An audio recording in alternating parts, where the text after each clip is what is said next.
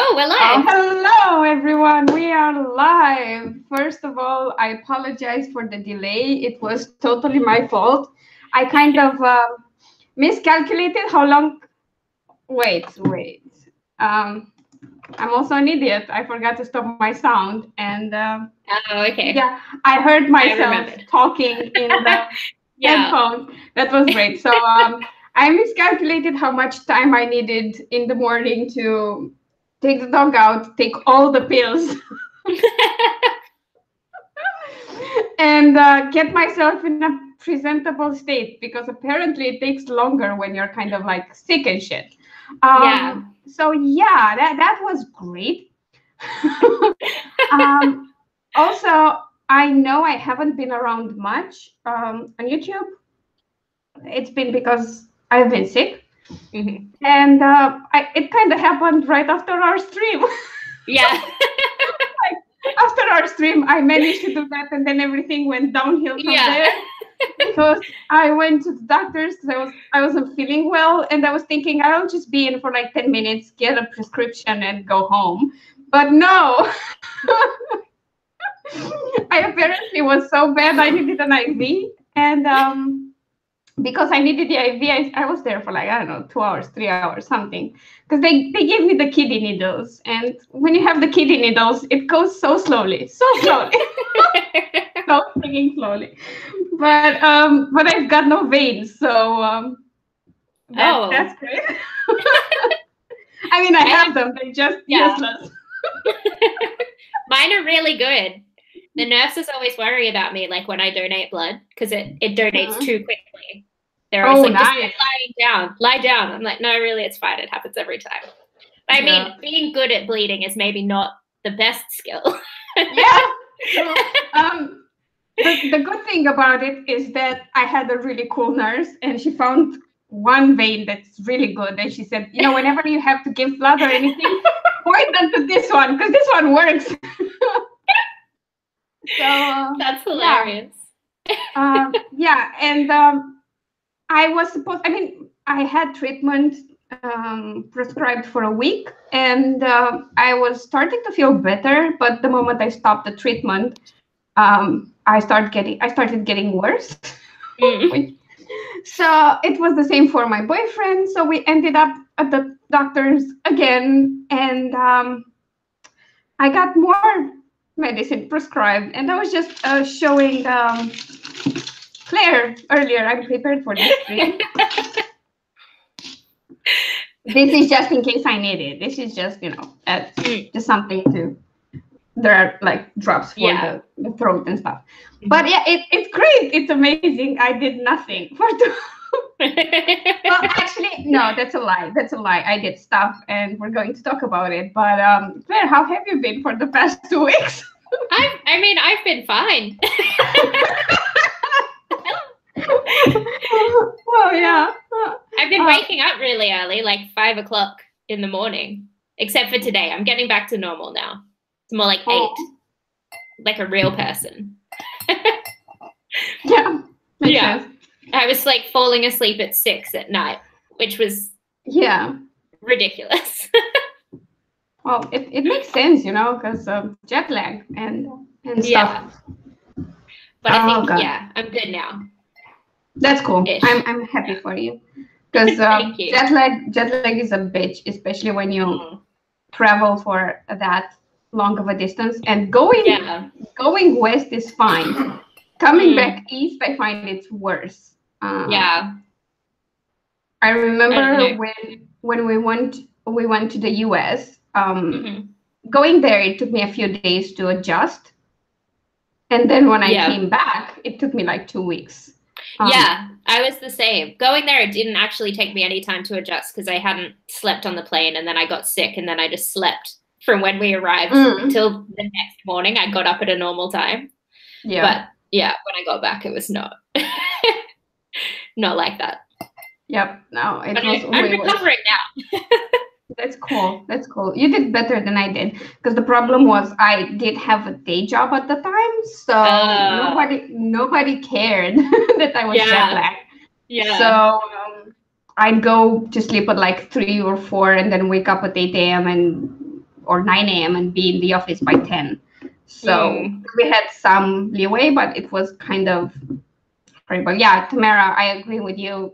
It's annoying as fuck. So annoying. By the way, if I swear more than usual today, it's because, well, I'm sick and I don't give a fuck when I'm sick. I apologize in advance. I really apologize. But yeah, I'm starting to feel better mentally now, but I've had a terrible week because there were some worries about my health. Beyond the freaking cold. So I'm fine. It's good.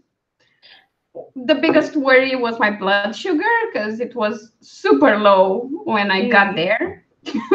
But basically, anything under 70 is bad, and I was at 59 after having had a pretty carb-based breakfast, like after our stream. Right. Yeah. Like I ate a lot of carbs and a lot of food, and then 2 hours later, I was at 59. So they were kind of worried about that. Yeah. So I got one of those devices that measures your blood sugar, and I stab my fingers all the time. The first time I did it, I stabbed my fingers multiple times because it took a while to get how it properly worked and how you should just drip your blood in. Oh my god. It was fascinating because I got it before I went for the second checkup, and when I went for the second checkup, I just asked them, could you do it on this hand, please? Because this one I stabbed a lot.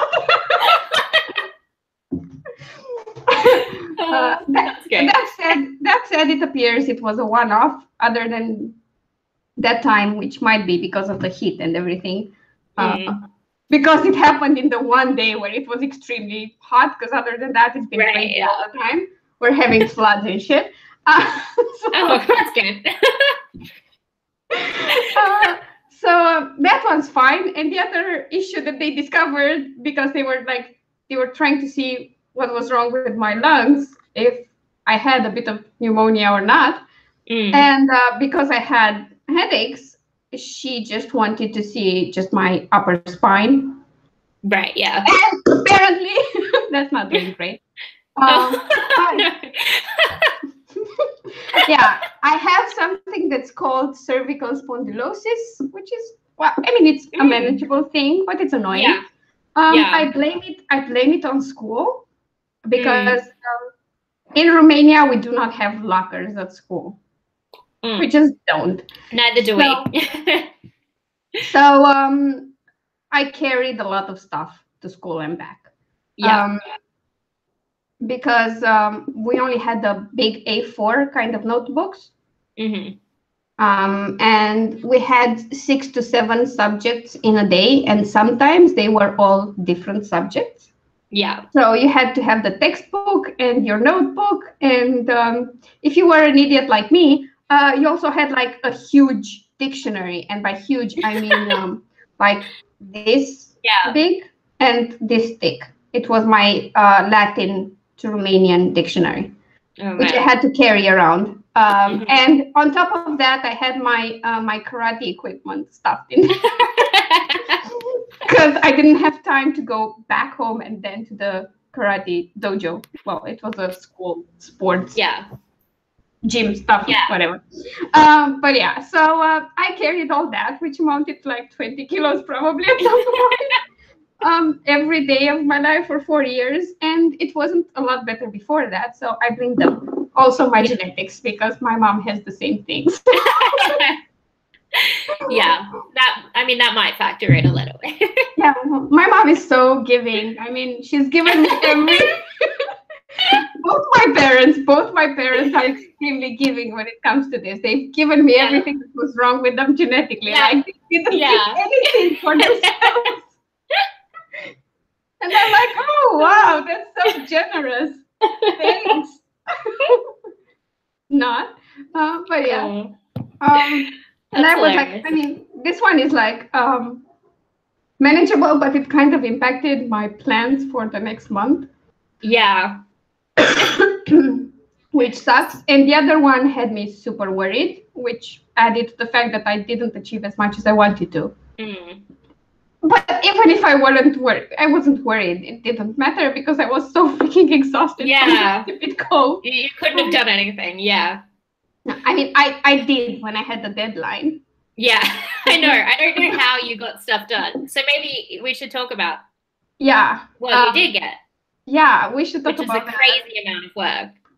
So I have a release coming up. That's The Fall of Darkness. It's the third book, the third book in the Bad Blood series, and it was initially scheduled for release for July 30. Well, I had to postpone it everywhere but on Amazon because I was late doing my edits because I wasn't feeling well. So I postponed it to August 3rd. I still had a limited time to do the edits. So at the point, I had 3 days in which I worked for 19 hours. 17 of those were editing and proofreading, and 2 were formatting and uploading files. And this was like, I'm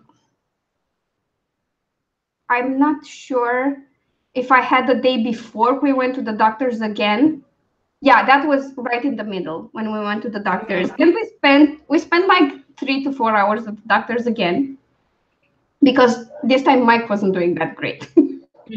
So he had to have an IV. And while they didn't give him the kidney needles, he had some bad reactions to stuff. So they kept moving it about.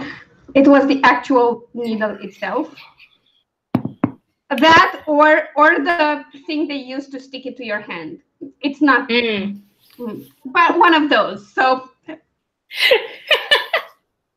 he had to be super special because it's a very rare case. So yeah, and I don't know. I honestly can't say how I did it. The proofreading went well because I've discovered Clive. Or was it Clive? I don't know. I named him because there was a happy little bush called Clive or Clyde or whatever. Clive, I think it was, in a Bob Ross video, and it sounded like a great name for the new man in my life that I totally love. There's the read aloud function in how do you call it? Word. Yeah. Word. Yeah. Apparently, I was like one of the few people who didn't know that reading aloud was a thing in proofreading. Like the only person. I thought so, but then I started telling people, and they were like, "Yeah, really? Where is that?" And I actually posted about him, and I got comments asking me where it is, the function. So really? I don't feel so bad. Okay. Right now. Well, it's just that, like, I'm sure we've talked about it before because that's what I do when I proof my books. No, we never talked proofing. Man, that's what I do. I listen to the book. Back. It works so well. Well. Plus, it's super funny because the AI reading this to you has no proper inflection. So you get something like "hey," where it's like super excited or something like that, like screaming from the bottom of her soul, and it's like "hey." Yeah. It's a great time. Yeah, it is. And enjoy your dinner, Tamara, and we'll see you later because we've got tons of stuff to talk about. Yeah. So yeah, that's what I've been doing. And then I did a lot of admin, especially yesterday, because in case nobody knew, I'm going wide. Yeah. If this is your first video, then if this is your first video, I've been slowly moving from Kindle Unlimited to wide distribution, and it's not the easiest thing ever. Like I've seen less demanding tasks before. Yeah. And I released like 4 books yesterday. Mm-hmm. That was great. And then Draft Digital thought it was time to be weird about it. And yeah, they decided one of my flat covers was actually a 3D design, just because the cover itself had 3D covers on it, which is totally fine. And they decided that Apple wouldn't publish this. So I replied with a link to the published book with the same style of cover, because all my box sets now have the same style. I do understand it's an algorithm, but clearly it needs some fine-tuning, because the other book, they had no issue with it. Also, kids, learn from me, double check whatever the hell you're doing, because otherwise you'll discover you have a certain series of books published twice. Because you forgot to opt out of certain stores on Smashwords. Yeah.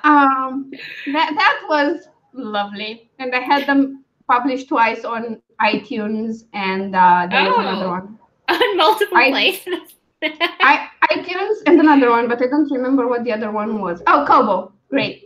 Oh wow! Oh, that's funny. That was fantastic. I absolutely loved it. I opted out, and I think on Apple it took like an hour for them to disappear. I haven't checked Kobo yet because I forgot. We can do that now. Yeah. Yeah. But it was fantastic. Like, great. That's a little bit funny. You're so. I've forgotten to opt out on Smashwords before, but I've managed to always remember and undo it before they send the file out. I just didn't, because these two I published, this series I published this month. I think it was during my first week of being sick. It was before our stream, the day before our stream. Right. Yeah. And I wasn't that great.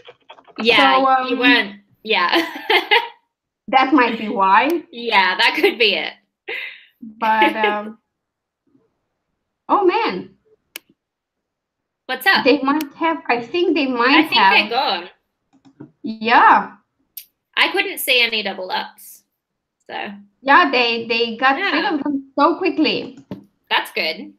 To be honest, I'm really considering whether I should skip my iTunes and Barnes & Noble to Smashwords from Draft to Digital. Oh, really? Yeah, because they're faster. That's funny. I always found Barnes & Noble, sorry, not Barnes & Noble, Draft to Digital to be faster than Smashwords, but I thought so too, but seeing how fast they remove stuff and how fast they get listed, I don't know. I think I'm yeah, go ahead. Oh, I was just going to say, it's probably not going to make a lot of difference to me now, because the only thing, I'll only be distributing to like tiny things through Draft to Digital now that Nook is opened up to me to publish direct. By the way, if anyone from Barnes & Noble and Nook is watching this, obviously not, but anyway, if they ever see it in the future, I feel discriminated against. Yeah. What do you have against Romania? I mean, I know what you have against Romania.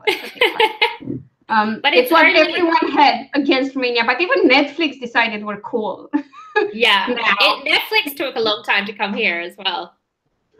Yeah, Netflix came here about 1.5 years ago or 2 max. Yeah, it's been, I don't know, maybe 3 or 4 years here now. Yeah.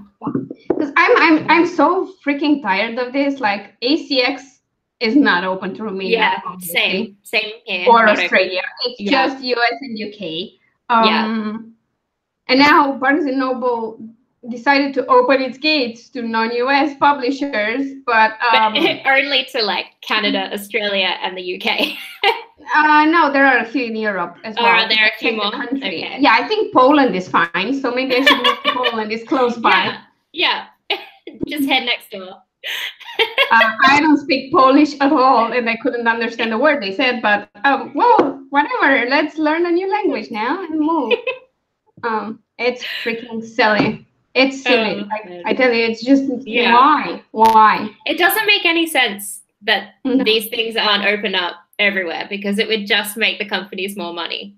Like they just take a cut of what you make. Yeah. Like there's not fees for them to do it, you know, after the like initial setup. Yeah, I know. It's so silly. And I mean, they still get a cut from me. It's only smaller. Yeah. I mean, they lose and I lose because I can't go direct. Yeah. But speaking of iTunes, Aimée Brisset, who's a gay romance author, and my friend, she's trying to set it up directly. Yeah. And if it works for her, I'm going to try. But I let her do it because I didn't want to. It is a bit of a mess. Yeah. It's bad everywhere, I think. Setting up iTunes. I think if it works for her, I'm going to try to. Yeah. That's a good move. Because iTunes, I feel like anywhere you can go direct, it's better for your metadata and getting in the right categories as well. Like just so you sell more that way as well as getting a bigger cut. Yep. I completely agree with that. Right now, Smashwords is doing marvelously for me. That's hilarious. Because of the summer sale. Yeah. Because I put all books in the sale. Yeah. And I had been on Smashwords for a long time. But I had removed almost everything except the free book. But I had some people following me, and I released some books, the 4 books yesterday, and I had sales for 3 out of 4 already. Nice. One of them being for the box set. And I had other books that sold as well yesterday. I don't know why, but whatever, great. And in terms of numbers, just numbers, not the actual revenue, because you can't compare a box set with a single novella. Sky and Storm sold the most books. Because, well, why not? And I finally got Kobo to move for me, slightly. Ooh, that's exciting. Slightly. Once it starts. I hope so. I did get into one of their promotions for the Lover's Journey box set. That's exciting. They rejected me again recently. Oh, they reject me all the time. Like at this point, I think I got rejected like 9 times and got accepted 3 times. So no, I was declined 6 times and approved 3 times. I'm 7 declined, 10 completed at this stage. Oh, nice! You're doing way better. Of my declines, of the 7, 5 times has been the same free page for Deadhead. Yeah, that's what I got. Like I got declined 1, 2, 3 times. I got declined for a free page for The Edge of Hope. Yeah, they always accept the Charlie Davies, the first box set, because it always sells really well when it's in a sale. So it's never been declined for anything, and they usually accept Losing Your Head as well. But I don't know. Deadhead they don't like for whatever reason. I really don't understand what the concept behind it is, but whatever. Yeah, it might just be that there's like more competition in the that genre. Probably. And I think they like box sets a lot. Oh yeah, definitely. Those they tend to approve immediately. Yeah. So are you going to apply to the new promotion for Walmart? Because I'm definitely submitting everything. For Walmart? I don't know what is it? What are we talking about? Oh no, Kobo. Because they have a deal with Walmart now. Yeah. Oh, I haven't seen it. And they're doing a promotion for Walmart. Yeah. And I think it was for box sets. Yeah. And you can submit as many as you want. Absolutely, I will be. I think. No, it's not for box sets. No, it's for books in general, but I think I'm going to submit the box sets. It says it's confidential, so we're not allowed to talk about the date. Oh, no, we're not talking about the date, but they will have a nice, right. They will have a launch with Walmart. Everybody knows that. So yeah, exactly. Please don't get us in trouble. I feel so privileged that we we now know information that's not publicly available. That's funny. Yeah, no, I'm just waiting for them to approve some of my books so I can submit, because I want to submit the box sets. Obviously, I'm thinking that would work. And yeah, maybe the first werewolf book, because I'm thinking they should accept paranormal romance. Oh, it says you can only submit one title per author for this. Oh one. Yeah, but where did I see? There was one where they allowed as many. Maybe. Oh, that one. Yeah. That one. Yeah. I knew there was one. I said, like, people double check everything I say because my brain is not.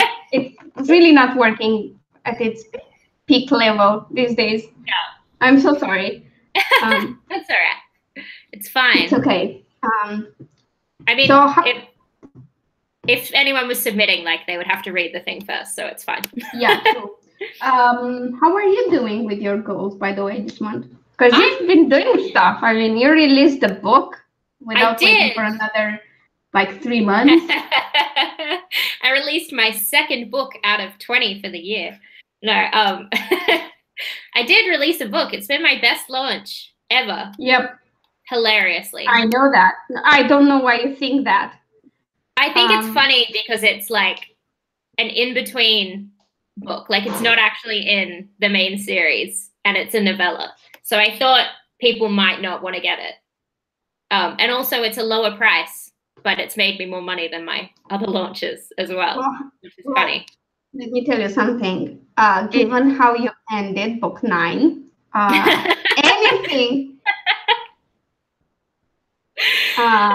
anything, sorry, not showing any fit, but if that's the price you need to read our books, then I'm sorry, you're lost, because our books are great. That's hilarious.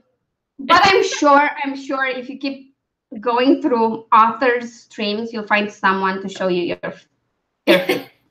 Yeah, this maybe isn't the right channel for you if you're into that. But thanks for dropping by. We appreciate you. We love having people in the chat. What was I saying? Jesus, like, I can't do introductions. You were getting up with the way I finished book 9. Yeah. So the way you finished book 9, anything that had Charlie in it would have sold like hotcakes. I'm sorry. That's like saying just the tip. So it's the same thing. Sorry. No. Just souls. Yeah.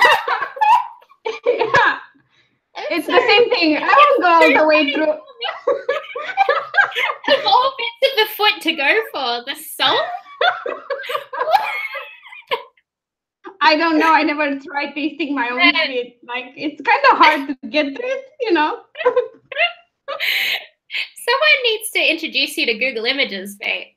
Just type it in. You can see all the feet you want to see. Yeah. Oh man. I don't want to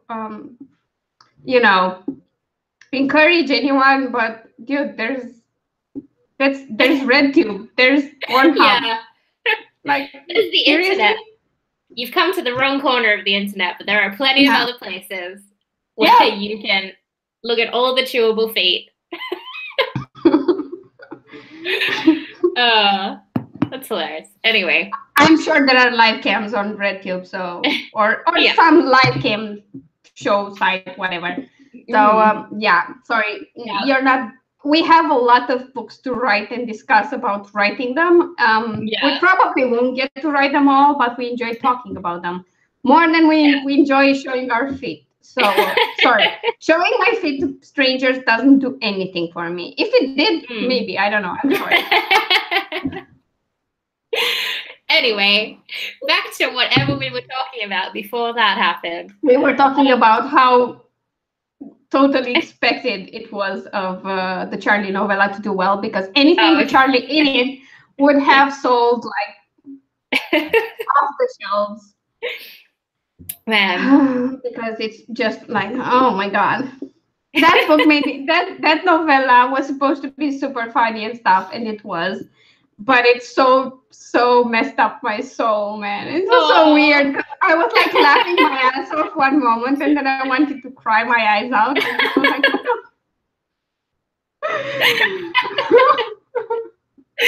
oh man, that's great. It's all right. You'll like the ending of book 10, maybe. I can't decide whether people will like me for the ending of book 10 or hate me for the ending of book 10. I feel like it's going to be a combination. Yeah. I'm very keen for it. It's all good. But Jesus Christ. I don't know. The moment you have it done, I want to read that. Like, I mean, I buy the books on release day anyway, but I just do not want to wait. So I'm going to totally use my friendship with you to get early access. Yeah, that's fine. I'll send you as soon as it's proofed. I'll send it to you. Yay! Yeah. Once I've read through it twice, you can have a copy. Great. Oh. Yeah, I put him in timeout. It was annoying. Yeah. And people can pretty much understand what he was saying. I mean, I didn't ban him or anything. He can post in like 6 minutes, 5 minutes, if it's still around. But sorry, it's just distracting as hell. If I were my normal self, so not sick out of my mind, I would have probably been able to manage talking to you and watching the chat. But right now I can't. Yeah. My brain is fried from the cold, so sorry. Oh, man. So, yeah. You also wrote a lot from what I've seen. I did. I wrote some, but I've kind of stopped writing because I'm editing. Or not editing, but I'm rereading all the old books. Oh, yeah, I saw that. Because I'm going to put them out in print. Okay, great. Yeah. I have to do that too. After I finish going wide, I have to go through prints.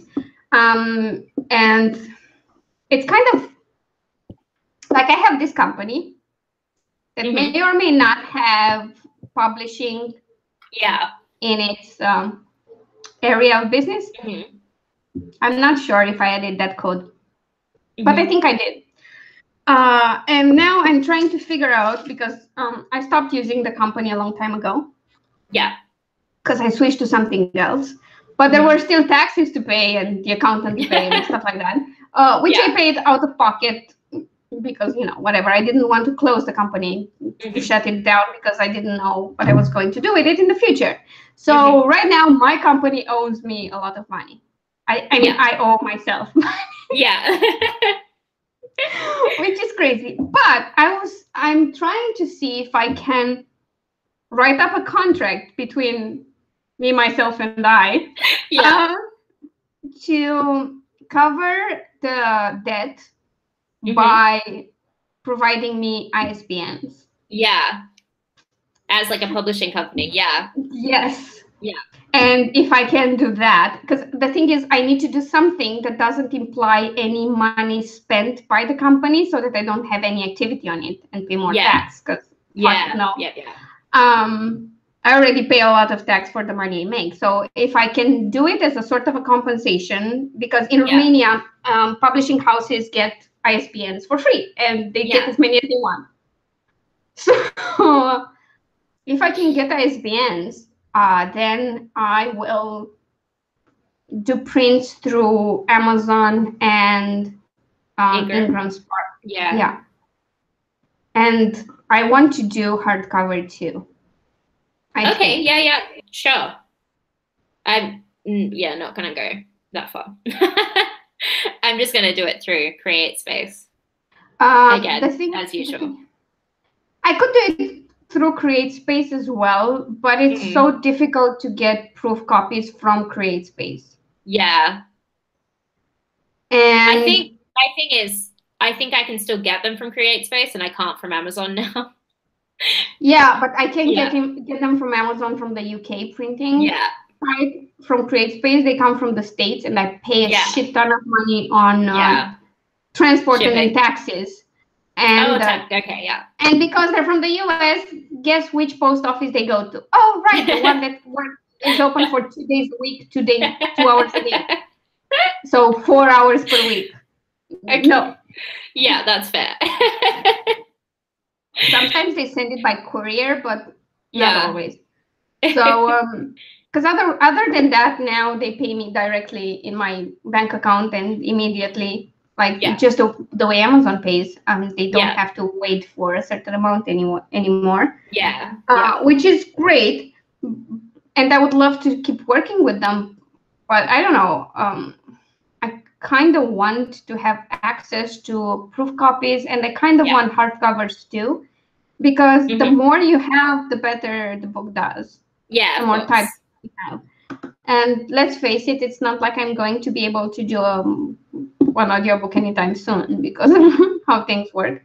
Yeah. But I want to do that too in the future. That's my plan. I think I've kind of tentatively decided that once Strip Join is out, I will do audio for at least the first Charlie book.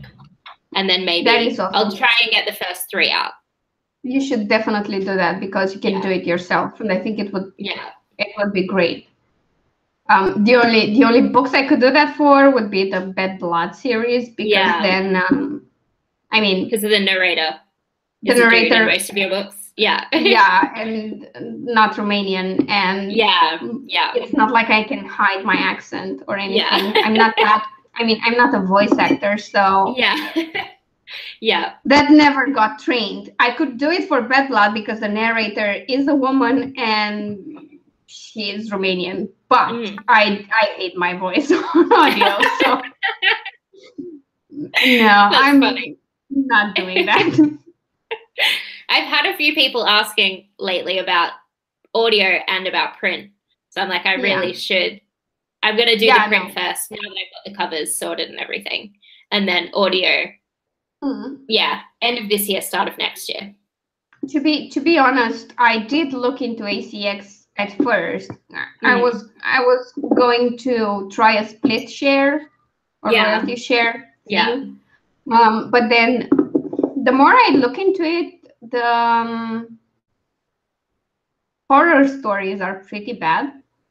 Because you can get someone who does a crap job.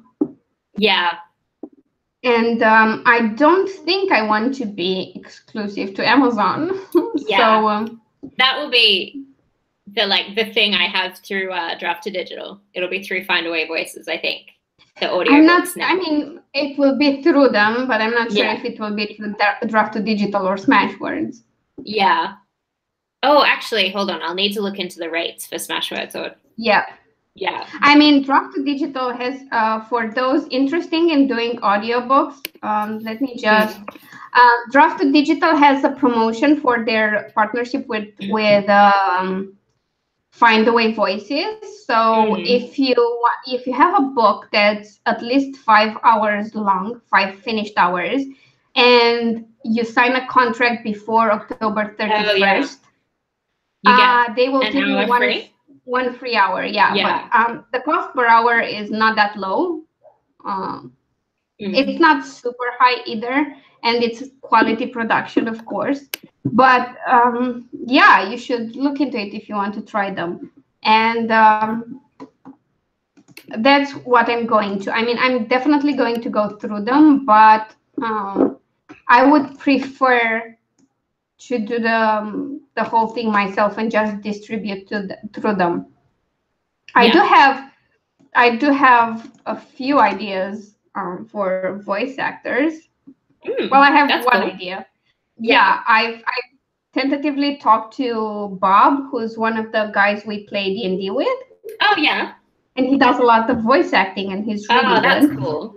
And he has absolutely no problem with my content, which is important because some people are, I mean, not everyone can narrate a sex scene between two guys. That's just, it's... Yeah. Or a sex scene in general. Yeah. Not everybody's comfortable with that. Yeah. Which is, it's not bad. It's nothing. There's nothing wrong with it. So I'm just grateful I met someone who I like a lot in terms of voice acting and who's willing to do it. The whole thing is that I need a budget first. Yeah, exactly. It's expensive getting audio done. Yeah. Yes, it is. But I think it's worth it. From what I've heard, I think it's worth it. Especially if you can get in kind of now, when it's not as big a thing, when there's like less things involved and Audible's kind of growing, and I think now would be a good time. Yeah, and Audible has been having a lot of bad rap mounting lately because of the romance package that screwed authors in so many ways. Yeah. So many ways.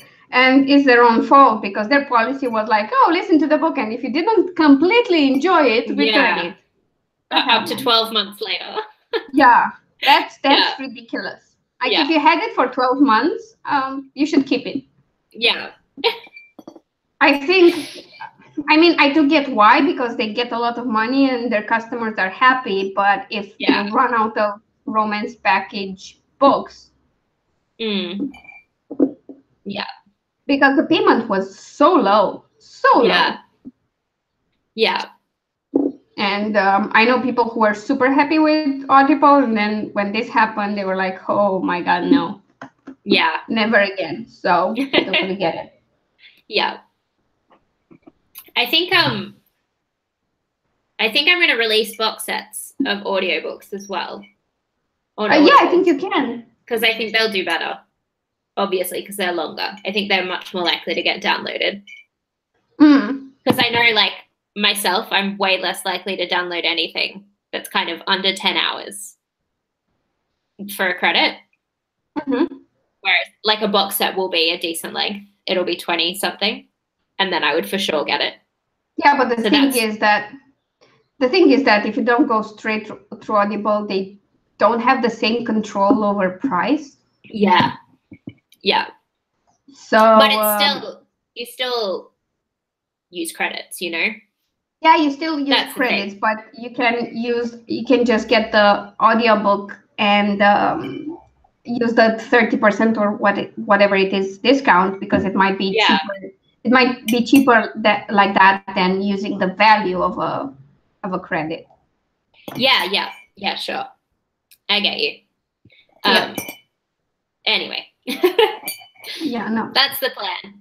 Box sets. That's the plan. I mean, I'm starting to love box sets now. That I've released them wide. They did okay before, but because the books were in Kindle Unlimited and the box set was in Kindle Unlimited, people who would have probably gotten the box set had already read the books in Kindle Unlimited. So, but now that they're wide, I noticed an uptick in box set sales. Yeah. Even in the famous on the internet box set, which, to be fair, I did send a newsletter about it, but that was it. I did no promo for that because it was in a weird period. Yeah. And I was super busy. But now it's selling, and the Lover's Journey box set sold well. And again, I did promote the general Smashword sale, but I didn't go into details. I just said, all my books are discounted. Go have fun. Yeah. So that's good. Yeah, and it wasn't. I think I posted about it twice whole month. Yeah, right. And mentioned it in a newsletter, and that was it. So and Smashwords is now my best-selling retailer after Amazon. That's so good. Yeah, which is unexpected. And I don't know what's happening on Google Play. I really don't know. But thank you, people. Thank you. I've gotten so many downloads this month. I mean, it's been a few months. It's been a few months since I got The Age of Hope free everywhere. And this month, I think Google Play discovered me. Their readers discovered me, and I have like 377 downloads. Yeah, mine this month is pretty crazy as well. Which is like I did nothing. So good. Yeah, I really did nothing. And for Mission Protect the X, I have another 331. and Mission Protect the X has been free for a longer period. Yeah. And the conversion, I mean, I've not sold a lot of books because, again, no promo here. But the conversion, like the trickle down sale from book 2 to book 3 is pretty amazing. It's at about 60 to 70% right now. Nice. That's what you want. The numbers are low. I'm just not trying to say I'm doing really great. Because it's just starting, but it's promising. Yeah. And I think it has to do with those 2 reviews I got. Yeah, totally. I mean, I have 1 review per book 1 for book 2, and I think they had something to do with it. Although this started before the reviews. Oh, okay. Yeah, that's good. But yeah, like now my worry is I hope I don't disappoint my one fan I'm going to play with book 3. I think book 3 is pretty freaking awesome. Like I really do. Yeah. But I made some choices that I don't think, I mean, it's not your standard arc in terms of romance. But this is not romance. This is an urban fantasy. So, I mean, it has a happy ending and everything. But in the beginning of the book, my protagonist is so fucked up. She's she's not doing well at all. And then bad things keep happening. So it's great. Also, it's pretty bloody. It's the bloodiest one in the series by far. Like I think I had, other than minor character that was a bad guy anyway, I had no character deaths in the first 2 books. Yeah. And I freaking compensated in book 3. You're scaring me so much. It's mostly minor or never mentioned by name characters. Yeah. But and I was towards the end of the book, I was like, oh, I'm done with character deaths because I tried to save some people and then I killed them. And then I was like, oh, I'm done with this. And then there's the final battle, and I was like, nah, this character needs to die for it to make sense. Oh my goodness, what's wrong with me? And before anyone reads this and gets angry with me, please remember I cried for every character death every time I encountered it. So when I wrote it, when I edited it, when I proofread it, I cried. So I paid for everything. Yeah. You felt the pain as well. Yeah. Yeah. Oh man, that's so funny. Hello. I just thought to say hi.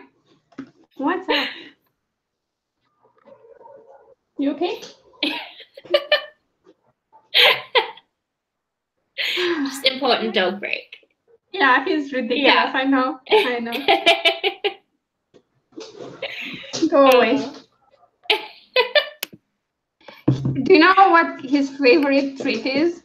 One of them, actually. One of them is carrots, but besides carrots, it's celery root.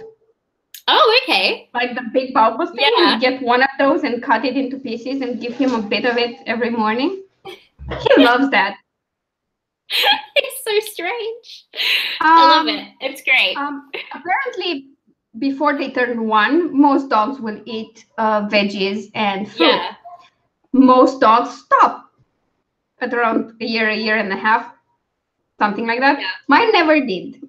He stopped eating certain things, but carrots and celery, no. And it's not bad for him, of course. It's not bad. No, totally. But that's great. It's still funny. It's still funny.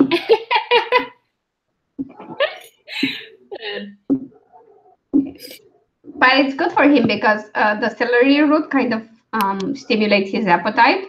So then he eats his normal food without any more fuss. Mm-hmm.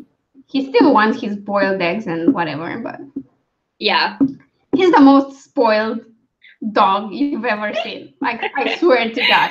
And sometimes he just refuses to eat his food until you give him a treat. And I'm pretty good at ignoring that. I'm like, whatever, he'll eat when he's hungry.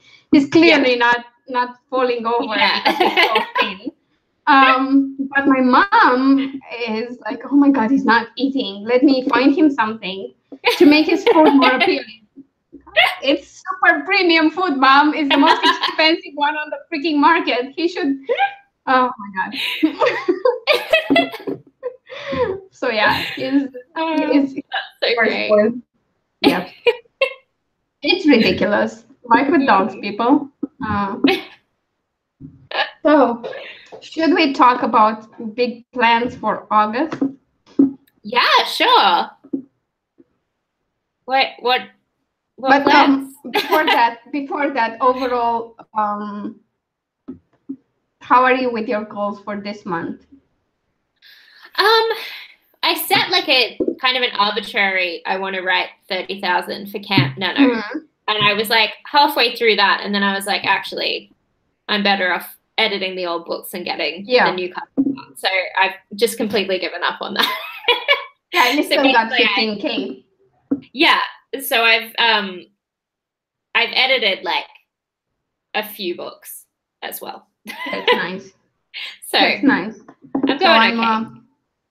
Like, I had some really crazy goals this month. Let me see how many. There were 23 goals, but 1, 2, 3, 4, 5, 6, 7, 8, 9, 10 of those were publishing goals because I just wanted to get the. And if I finish those,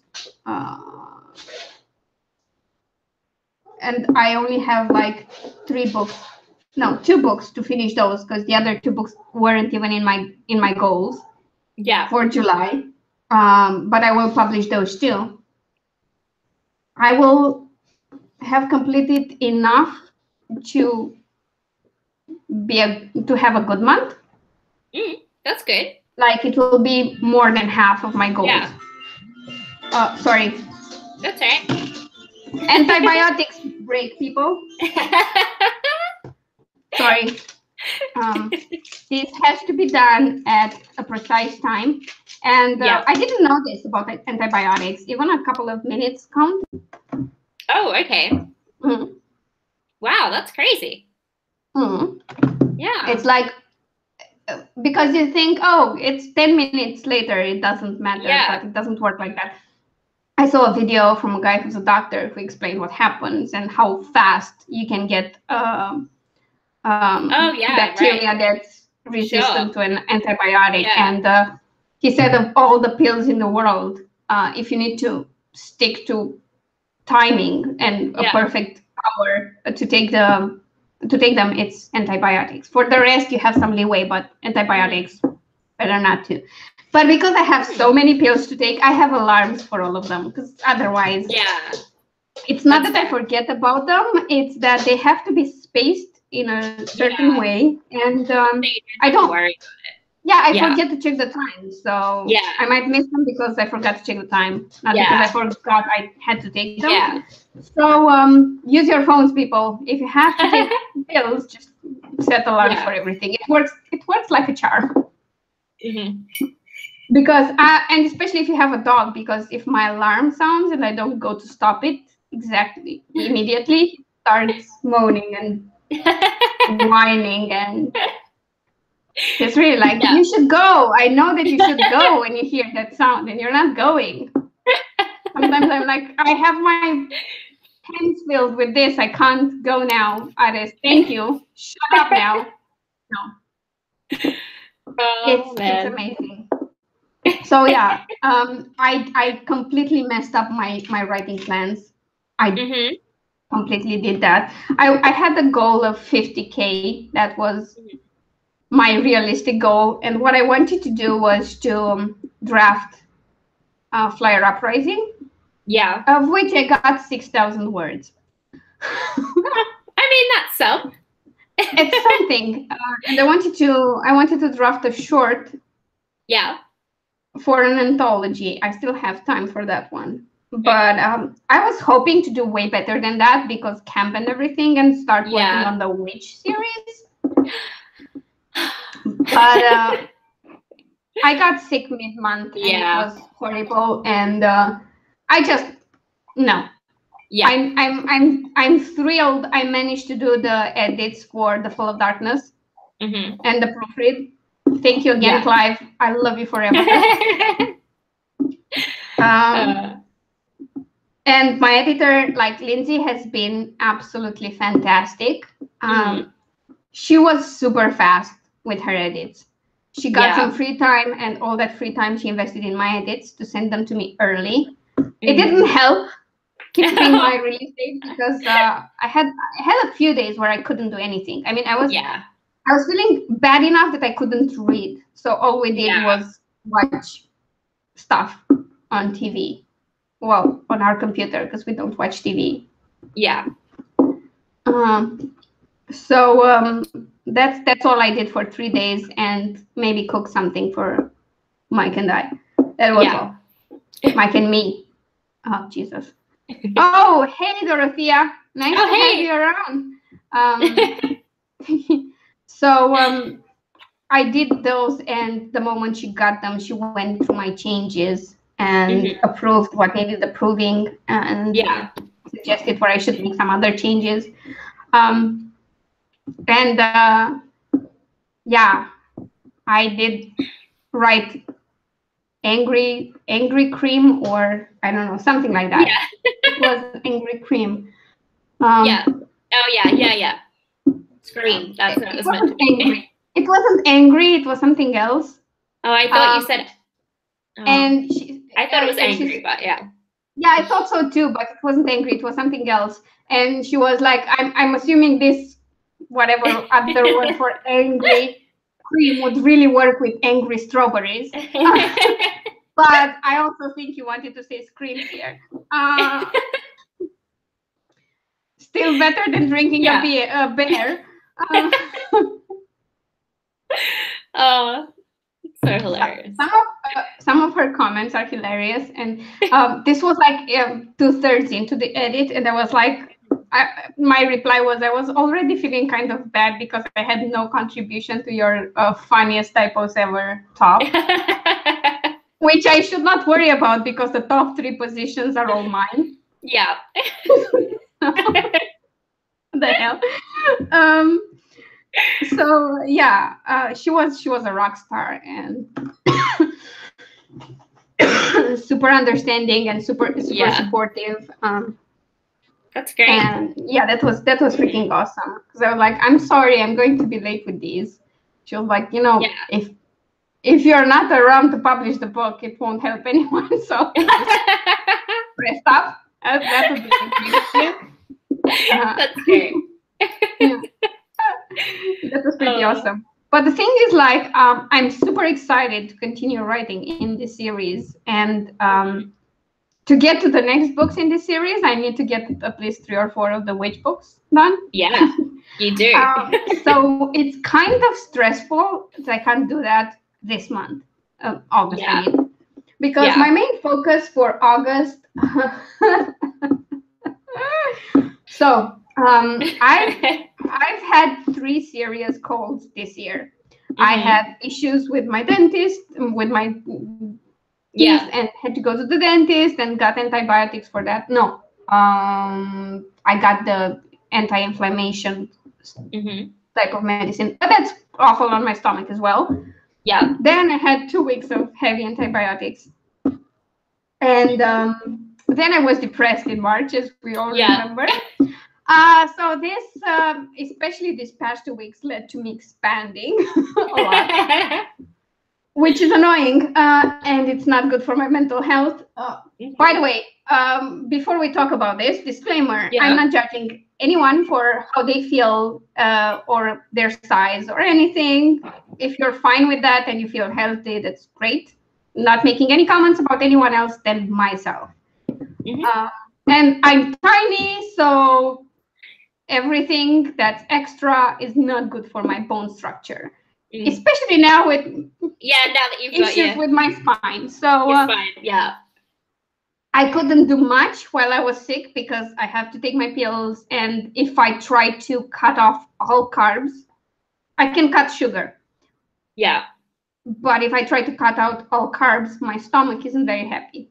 Yeah. And yeah, massive stomach pain is not something I look forward to. So I'll just wait to finish my antibiotics. But starting Monday, I usually do a long walk with Aris and then a short one in the evening. I've upped that to 2 long ones. Also added half an hour of neck exercises and another hour of workout, like yoga mixed with some strength, which means I'll have like 3 to 4 hours of workouts per day. Okay. Potatoes are not good carbs. Sweet potatoes are good carbs. Good carbs for people who can take it are sweet peas and red or black beans, apparently. Potatoes are delicious. Yeah, potatoes are delicious. But, you know, I'm fine. I'm fine without potatoes. It's not my problem. I can deal without potatoes, but bread and pasta and stuff are harder. But I can do it. So, yeah, I'm going to focus a lot on working out because I kind of have to do something just in case I get any other colds in the future. Plus, I'm thinking if I work out and spend more time outside, maybe my immune system gets a bit better, because we don't talk about this much, but working from home is really bad for your immune system. It's terrible. I get colds like anytime I go out. Yes. Around too many people now. Yes. Yes, because you don't interact with people. This is the result.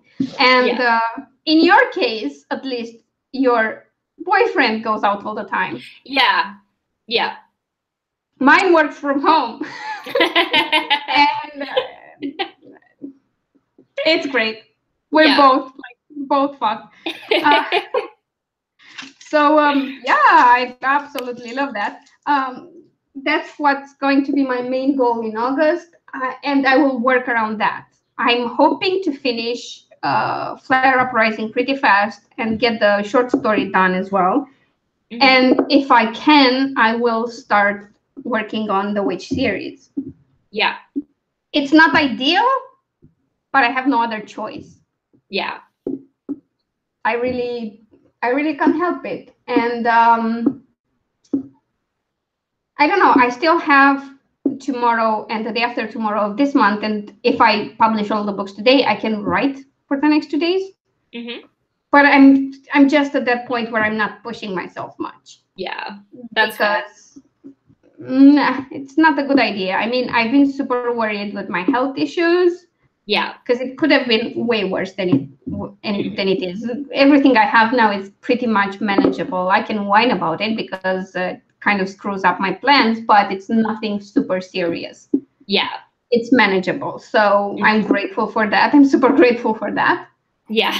So yeah, that's my plan. So I'm sorry to disappoint you, but I mean, if I get everything else sorted out, I should have September entirely dedicated to this, because I already have the Warriors of this book written.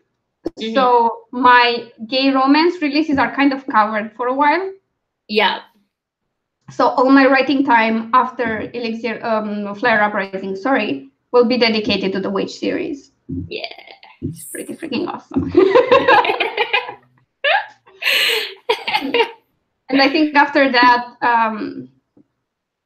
I think I'm going to pause every other series for a while and just do the Owl Investigation one. Okay. Yeah. Because I'm thinking I could keep those fairly short, like 40, 50K. Yeah. Which is still 50K is still a full-length book. It's not a novella anymore. But I think I need something a bit more lighthearted. Sure. Especially after Bad Blood. And what I know is going to happen in the Witch series. I mean, oh no. that one starts up with a brutal murder. Sheila's got issues. She hate everyone for very specific reasons. I mean, things happened to her in the past. So I think I would need something more lighthearted. Fair enough. So that's what I'm doing. Yeah. What are your plans for August? Well, firstly, I'm going to release all the Charlie books with the covers that I made for them back in April. Oh, yeah, great. Yeah. And then once that, all the publishing kind of stuff is out of the way, I think I'm going to write Gongul and release it in August. And then the following month will be the rapid release starting of the Hellfire romances. Yeah. That is awesome. Then the next Charlie novella, then the third Baxter & Co. book, then the next Charlie novel. Yay. That's my current plan for the year. And then if I have any extra time, I'll try and fit in a Damn Girl book. Nice. Like another romance. Yeah. That's nice. I'm looking forward to the Baxter & Co. universe books. I really look forward to those. I am looking forward to those. I hate you for making me wait to find out what happens with Charlie next, but and with Adam. I really want to beat the hell out of that guy. Not that anyone could, because apparently he's very well trained. But that's what tranquilizers are for. Crank the guy up, then beat him up. It's easy. You've got it all planned out. That's great. I have a plan to beat up a fictional character. Yeah. Oh, man. I mean, like, to me, Adam is very typical of very smart people who are incredibly smart and at the same time totally oblivious. Like, what the hell is... Oh, God. It's just like... What are you, 3? Wait, sure. Yeah. So it's not like I don't know the type. But yeah. Should we do a quick intermission? Oh yeah. Do you need one? I apologize, but that's all right. My liquid intake has to be high, so sorry, Pete. That's fair. I'm gonna mute myself so that the camera stays on you. Okay, sure. And I will try and figure out how I'm doing this. All right.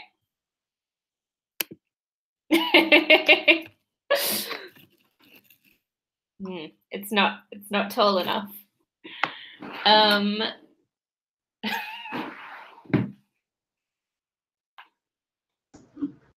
Do you have like a book to set it on? Yeah, hold on. This is how I usually do it, I think.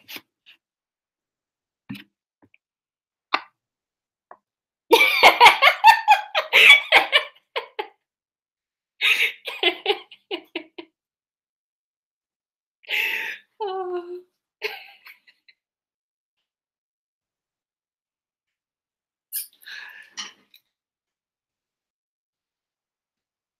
You're done.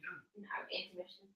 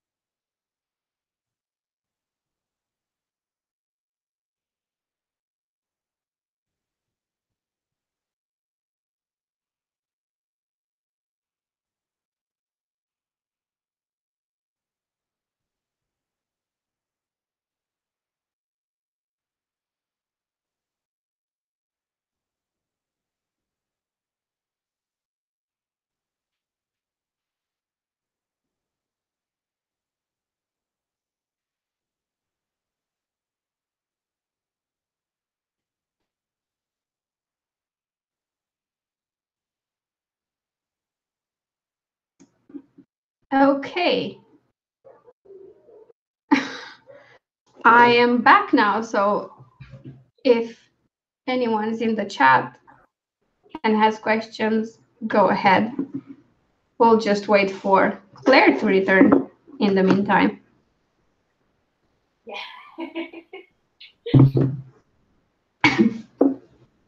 And there she is.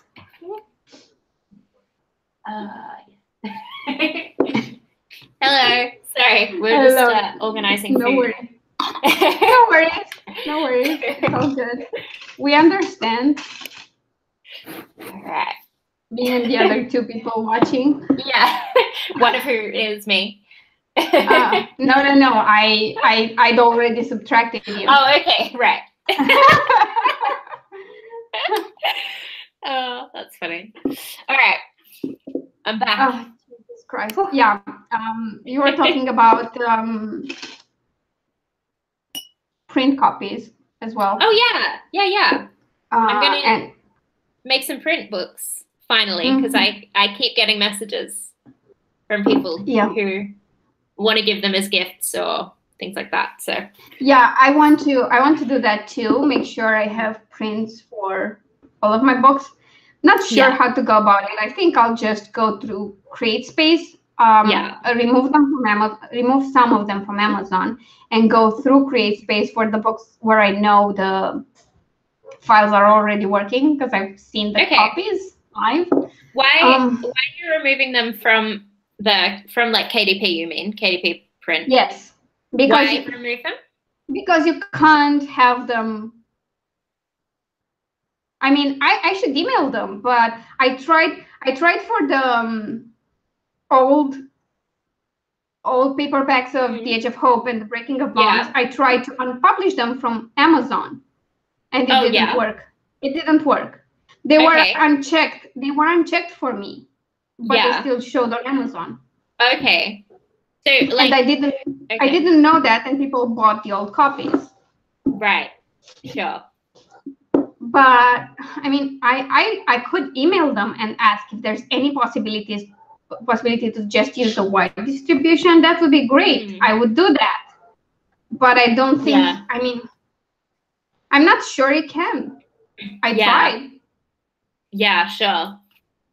Might work for a book that hasn't been published yet. I don't know.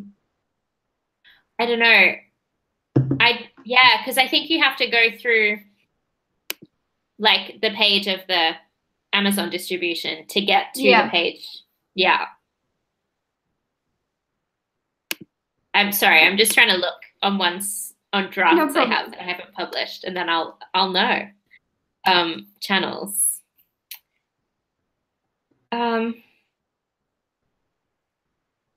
know you can uncheck them, but but it just doesn't work. Yeah. I mean, I don't know. Just to be fair, I don't know if it works for an unpublished book. Not yet published, let's say. But I doubt it. Yeah, but it's odd that they let you do it and then don't actually do it. Hey. I don't know. I think I should just email them and ask. Yeah. But I think, or maybe, I don't know. I think I know why that's not possible. It's because they're Amazon owned, and Amazon would like to have the books over there. And also, I think they're trying to migrate the entire CreateSpace thing into their own KDP print, because they do intend to have wide distribution for paperbacks. Yeah, sure. Which would be fine, but I can't order from KDP print. So I hope they don't do that anytime soon. Yep. I can order the prints for you, though. So we can find a way. We will, we'll find a workaround, but it's just annoying. Yes, it is. That's why I would prefer to just go through KDP print and Ingram Sparks. And that's it. Yeah. Because Ingram has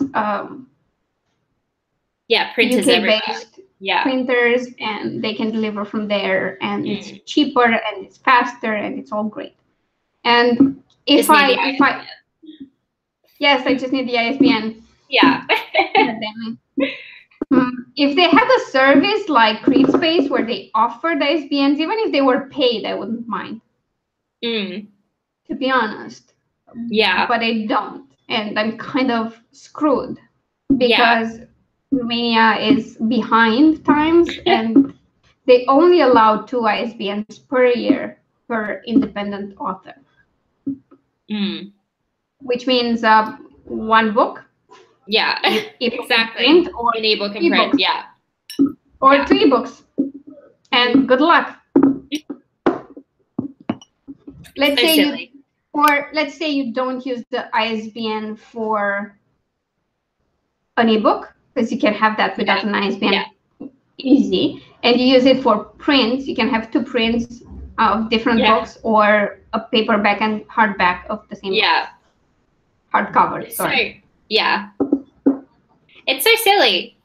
ISBNs should just be free and freely available. Yeah, I don't know why they're paid. I mean, they're paid in the US. In Romania, they're not paid, but they're not freely available. In Canada, they're free and freely available. In Australia, they're expensive. But everything's expensive in Australia. Are they as expensive as the one in the US? They're pretty expensive. Because I think you could get one for like $100 or something. Yeah, they're not quite that bad. They're hold on, I'm trying to look. They're not that bad, but if for the number I'd want, I'd have to spend like a lot of money. So but don't you have like bulk purchases? Could I have what? Sorry? Like, could you purchase them in bulk? Yeah, you can. So it's one is $44. Looking at the site here, which is ridiculous. 100 is for $480, but 1,000 is $3,035, and I think I would have to go for like more than 100, based on all the different versions I would have of books. Yeah, but I think with 200 you'd be safe, and it would be way cheaper than. But then again, maybe the 1,000. It'd still be $1,000 though. For 200. But for the US, I know it was super expensive to get one. It was like 99 or 149 US dollars. Yeah. It was less expensive for 3 or 5, and the best deal was to get 1,000 because you only paid $1,000. I wish ours was like that. I'd get 1,000. Yeah. But no, 3,000. Anyway. It's silly, and they should be free because it's just a number. Like, it's so stupid. Yeah, I don't understand why you have to pay for them, because like for us, the National Library handles it and handles the ISBNs, and they are state funded already. So I think if a state institution would handle them, that would be great. Yeah. But from what I know, the thing is, it's just like, it's literally just a number, you know? How can a number cost money? It doesn't make any sense. Yeah, no, it's stupid. Like, we could have it like we have it here, only with the Canada rules, where you can get them even if you're an independent author. Because I'm not looking to open a publishing business in Romania, because I would completely switch my business to that, but it's so complicated, and they have no idea how to work with it. My accountant has a friend who actually does accounting for a publishing house, and it's mind-boggling, because she keeps asking the finance department how to report certain things, and they have no idea. And they reply very slowly, so she never knows if what she submitted was okay or not. So they're not exactly, how do you call it, created for e-commerce. Especially if it's e-commerce outside the country. Which is absolutely ridiculous, but what can you do? Not much.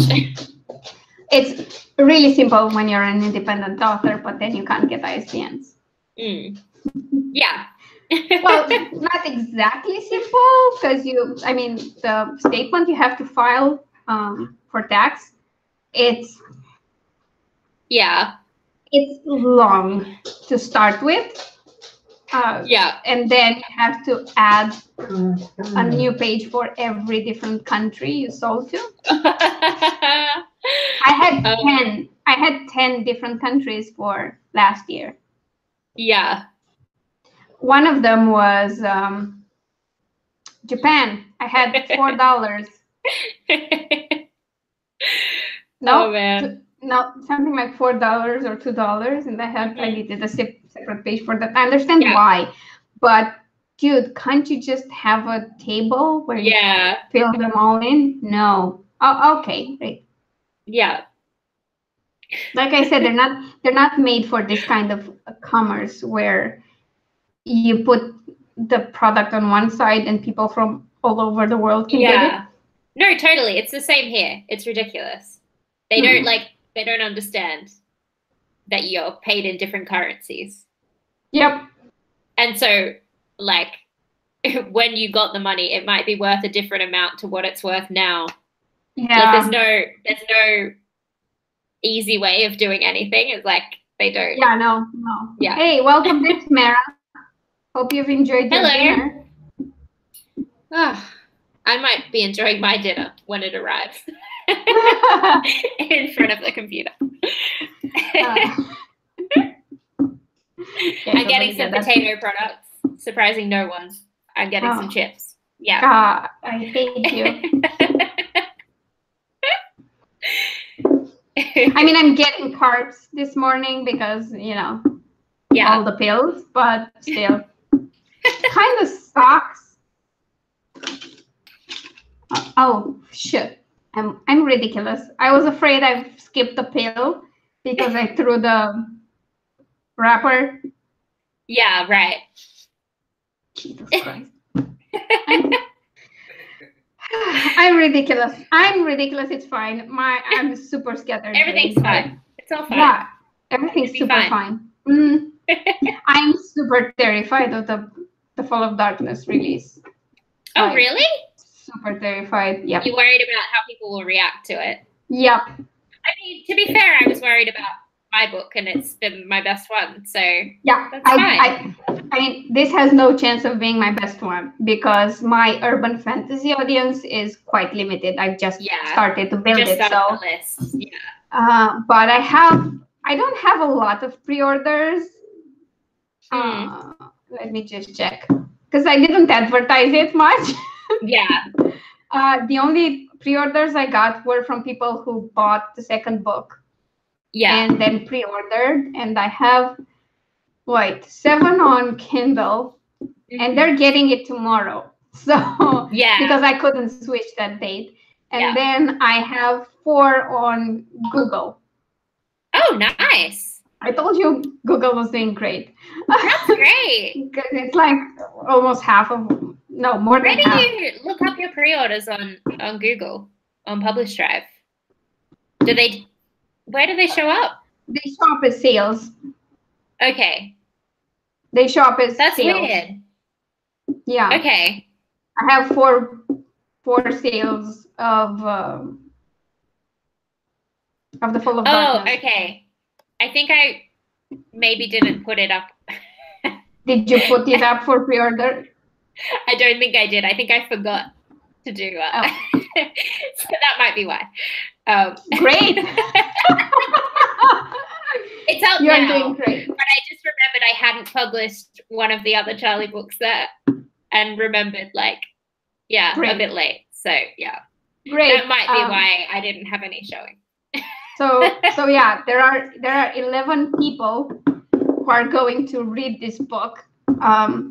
Get it on pre-order, and I'm kind of terrified. By the way, if anyone's watching and wants to review any of the books, just message me. It's that easy because I don't think I'm doing anything more extravagant than that. Because I don't have the energy. I wish I could. I wish I could at least write a few guest posts. for other authors' blogs, but I just don't have the brain power. I'm doing really well at my Facebook at the moment. Been posting stuff. I'm usually really bad at posting on Facebook. No, not the group. Oh, in the group you did okay. I see you're using Instagram more, so maybe. Yeah. Just to be fair, I have a tracker, and that's how I remember to do it. Let me just show you.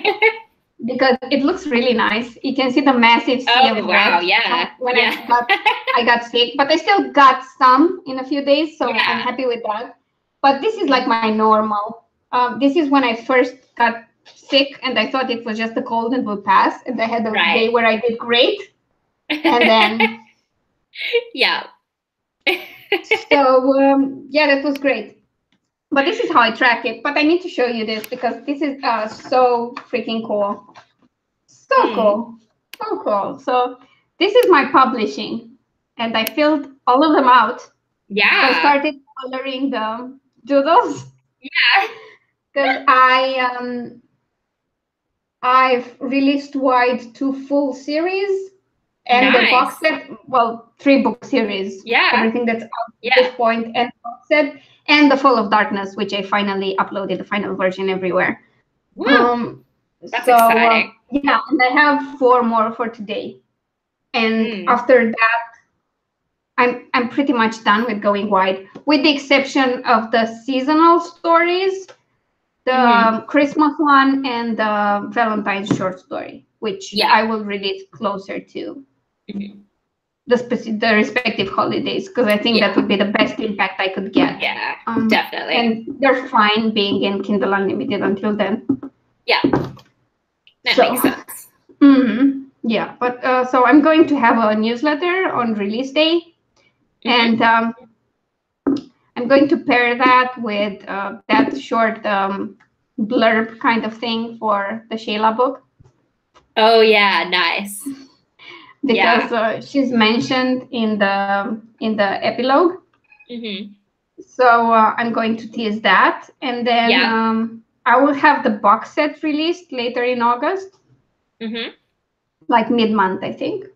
Yeah. So hopefully that will be okay. I'm hoping I can get used to this new schedule, and that it will actually give me more energy. Yeah. Because I do have enough hours of work. But my only times where I can work are between 11 a.m. and 5 p.m.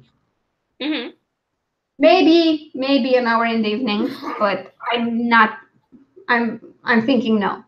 Yeah. I want to keep it very strict like that, so that I freaking relax. If I really need to do something in the evening, I'd rather draw or paint or something. Yeah. Because I need to get myself to a stable point health-wise, because otherwise everything is lost. Yeah, exactly. Let's face it, those 6 hours of work are more than enough. Yeah. More than because I can dictate. That's a thing. And even if I just type, I can get enough words to finish some of the stuff I want to finish, and that's it. By the way, when are we doing the next one? The next live stream for Descent into Madness? Because maybe we should announce that. 26th. You've heard it here first, people. Our next channel. Yeah, will be on Claire's channel on August 26th. And I'm really hoping that by that time, nothing else happens to screw up my schedule. Me too. It'll probably be me just being like, oh yeah, I'm still working on releasing those print books, like I've been saying since like 2016. Yeah, I have that plan too, but I'm not gonna stress. I just am not, because I want to look into this ISBN thing. First, I have to check my documents for my company to see if I remember it correctly. But that's how I remember it, that I added publishing, because I had a business book that I was selling through my website. Yeah, it was a lead magnet for newsletter subscribers, but it was available to buy as well. Okay. It was so long ago. It was a Twitter guide for business. long time ago. Yeah, like 8-9 years, something like that. Oh wow. Yeah, sure. Yeah, I want to check that and then see if I can find a way to get all the ISBNs. And then if I get them and go through Ingram Spark, I think I'm going to join the LA? Independent Authors Alliance. Yeah, I think I'm going to. It's okay. It seems worth it just for Ingram Spark, honestly. Yep. Yeah. What was that? Oh, just the dog moved. The dog moved. It's fine. I think that's it. Well, doesn't matter. The house is still here, so nothing else matters. So yeah, I think I'm going to join just for that. I mean, that's totally awesome. Yeah. Tamara, I'm bad with Instagram as well. I have to have it tracked. What are you doing? No, you idiot! That's a freaking eraser. It's nothing to eat. You idiot dog! Oh my god! Oh my god! I dropped my eraser and he's trying to eat it. And it's like the plastic freaking eraser. Wow. No. Oh yeah. But yeah, that's a goal I have to keep because it's important. I mean, Instagram is doing well, and I can interact with a lot of people, and I managed to grow it a lot. And I did that when I joined like writers or authors month-long challenges. Yeah. Even if I'm not consistent with them, because this month I really haven't been consistent. Like I'm sick, so whatever. But you still get to interact with a lot more authors and readers, and it's fun. It's super fun. Hey, artist. He decided, I mean, this is what he does when he's frustrated. He sharpens his claws on my floor.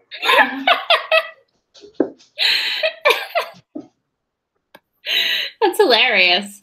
That's great. I should start doing that when I get frustrated, just sharpening my claws. Yeah, he does that here, or he goes into the kitchen where we have tiles, and he goes under the table and starts scratching at the tiles. It's so funny. That happens when things don't go his way. Yeah. He's a dog with personality. By the way, I have a new phone. Did I tell you that?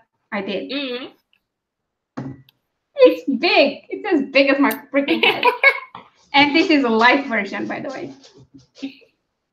So there is a bigger one. Yeah, I'm very happy with it. That's good. I hate the fact that I have to upgrade or get a new phone every 2 years, but at least my last phone lasted for the 2 years, because before that, like after a year, it started giving me a lot of grief. So I always go for the minimum amount I can spend and have the most of the features I need. So I keep it like super, super low. For example, my doctor bill was more than my phone. That's hilarious. Yeah.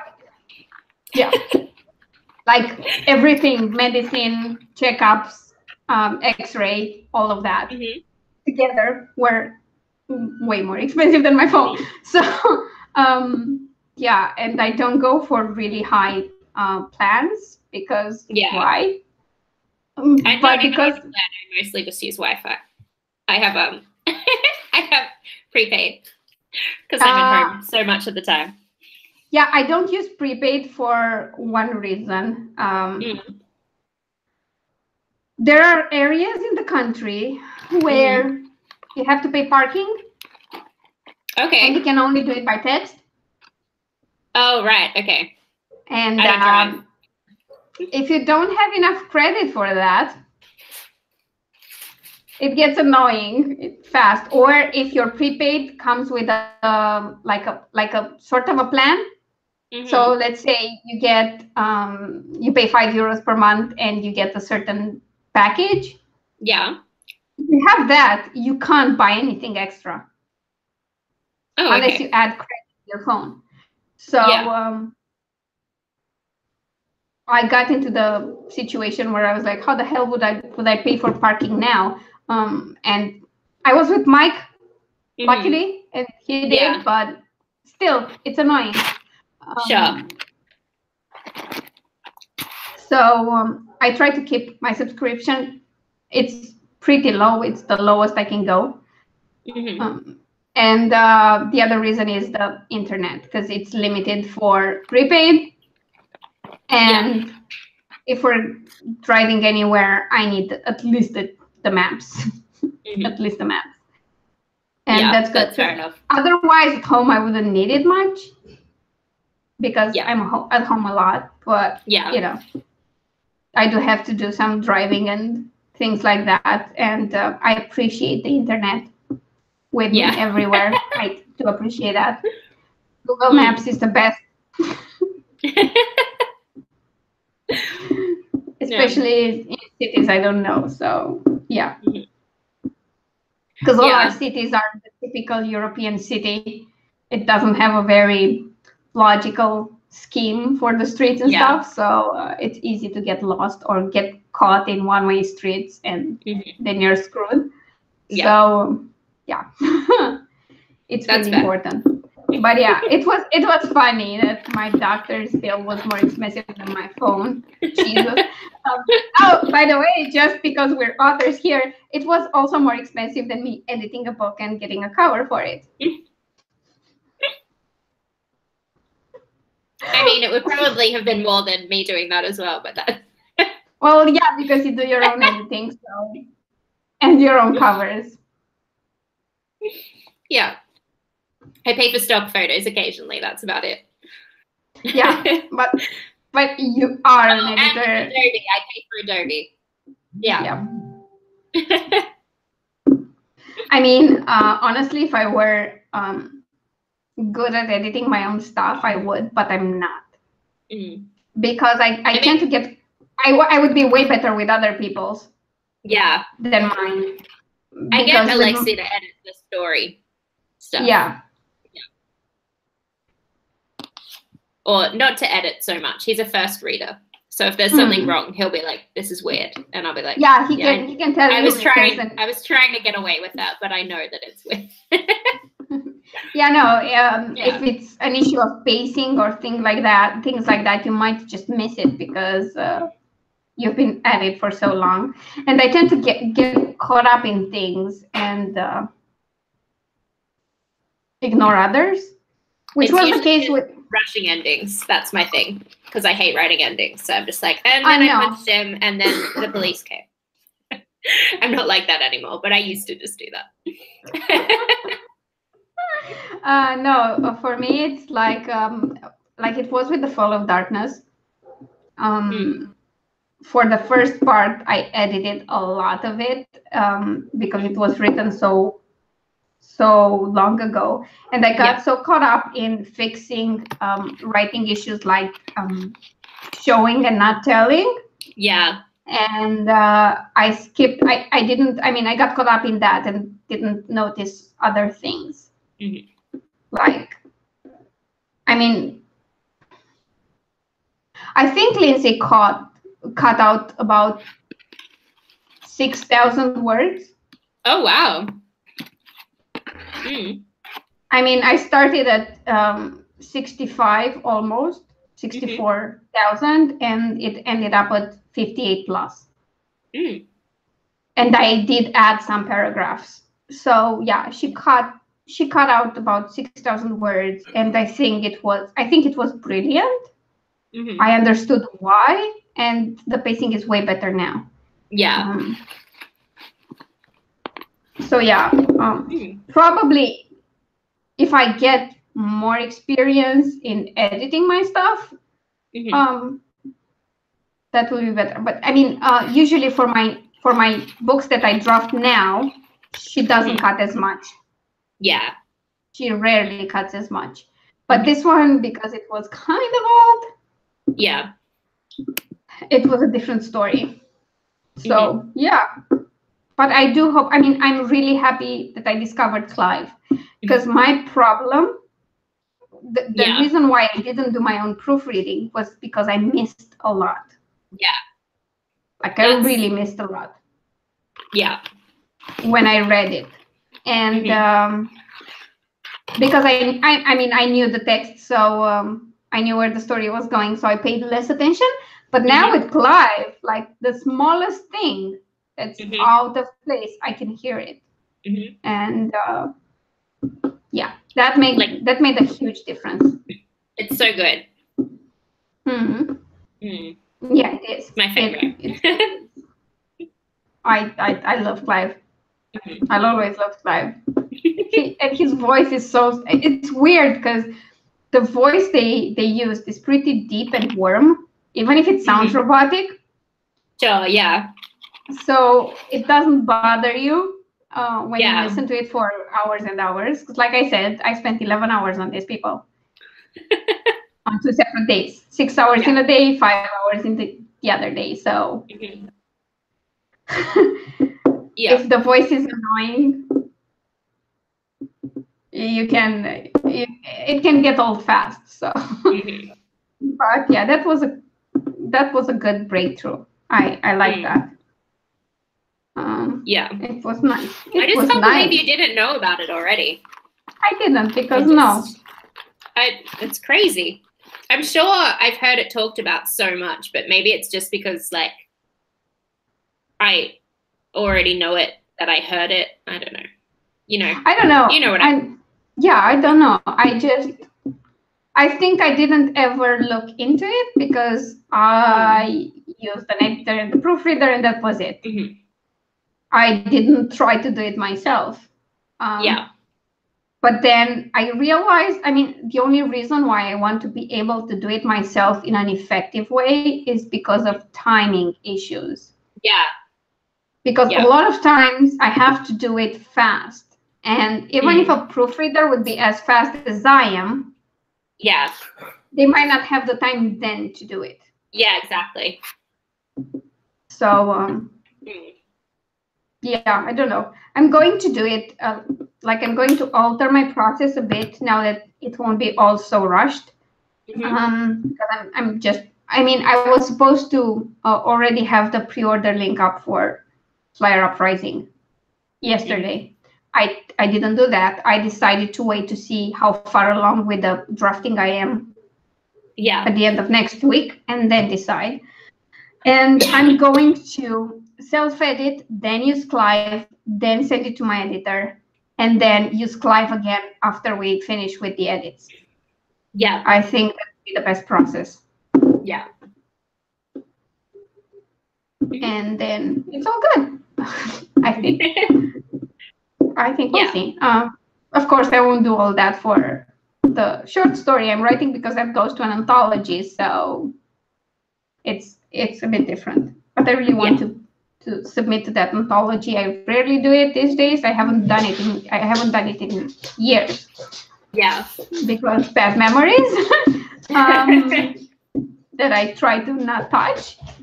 But I want it. I want that anthology. I think it's cool. It's pretty interesting because it's like an apocalyptic theme, but with a positive outlook, which is kind of awesome. Yeah. It's like finding hope in the worst of situations, and it's sci-fi, so why not? But yeah, it's I think it's really important that we are able to adapt plans and slow down when needed and not stress about it. And I know we've talked about this in private, but maybe it's worth talking about it now. Yeah, but it's so easy. It's so easy to be caught up in your schedule and your plans and then stress yourself until you're like a mess. Yeah. And you can't sleep at night because, oh my God, I have so much to write and edit and publish and whatever. And then you can't write because you're too tired from not sleeping. Yes, Exactly. And you get into this weird circle where you're just running around like a headless chicken and can't see a way out. Obviously, because no head. Yeah.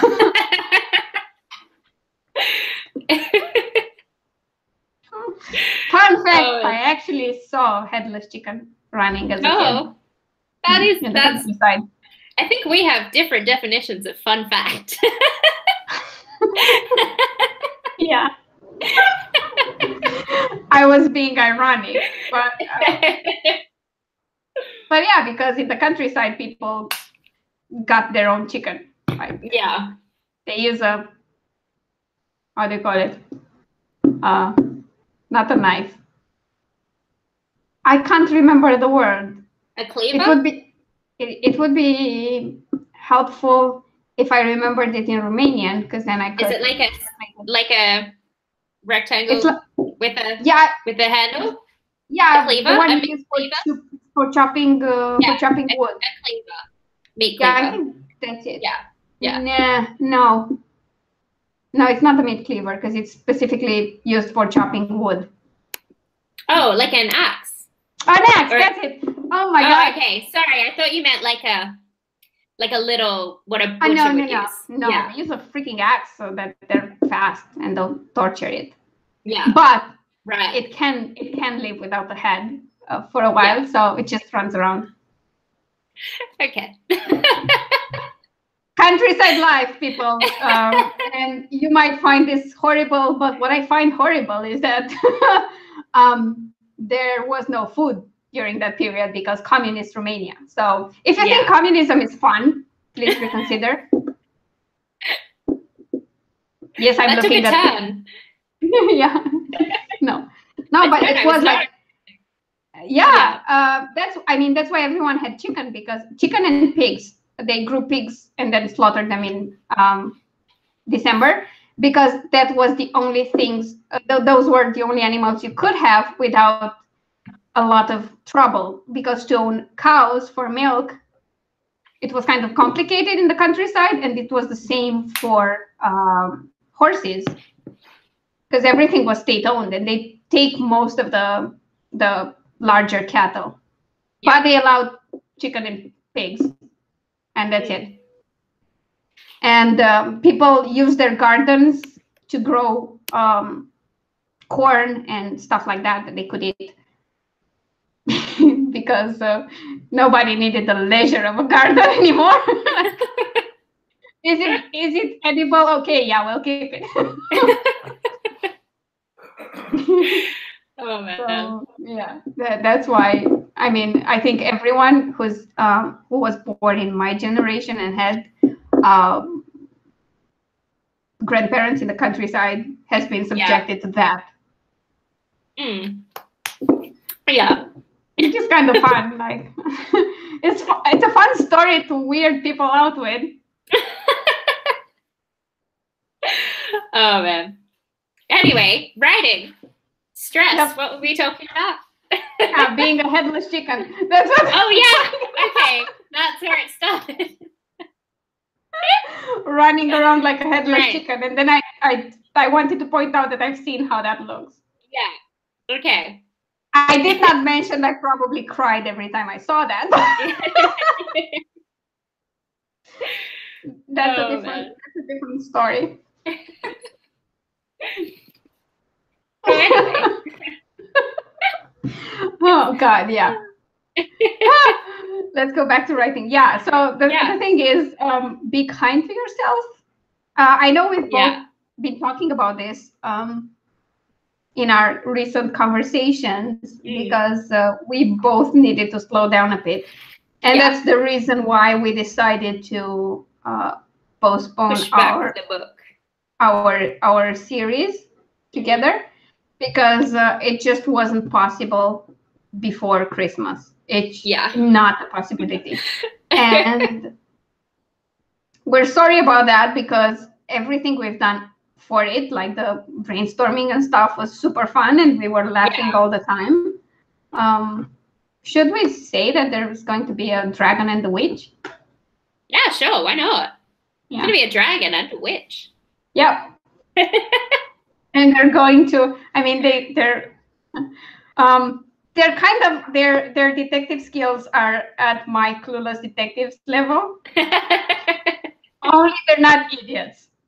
Yeah. I mean, they're smart people. They just don't know anything about it. Don't know what they're doing. And their source material for discovering how to investigate will be TV shows.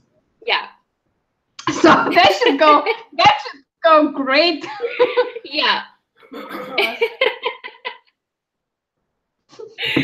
Oh man. But anyway, that's going to be like next year. Yeah, next year. Sometime next year. Yeah. We have no solid plan other than next year. Yeah. Because we have like 50 million books to write before that. Yeah. I'm pretty sure that by the end of the year we're both going to be kind of fed up with our own books. So we will definitely work on that next year. It will be like the respite. This is like just my next couple of years. I don't know if you can see. Hold on. Yeah, I can. Oh yeah, you see it now. That's just like 2018, 2019 predicted releases.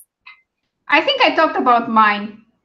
Yeah. Last time there were like 20-something books. Yeah. More. It's fine. It's fine. Just like one of those items as well is like another series that I'm going to put out like 6 books in. And then another item is like the next series of 6 books. Yeah, it's the same for me. Like, series, 6 books. It's just, sometimes so there's another 12 that aren't really on there. Yeah. No, so anyway, we've just got a little bit of stuff to do. Yeah, tiny bit. I'm thinking if we keep developing our dictation habits, it's going to get easier. Yeah.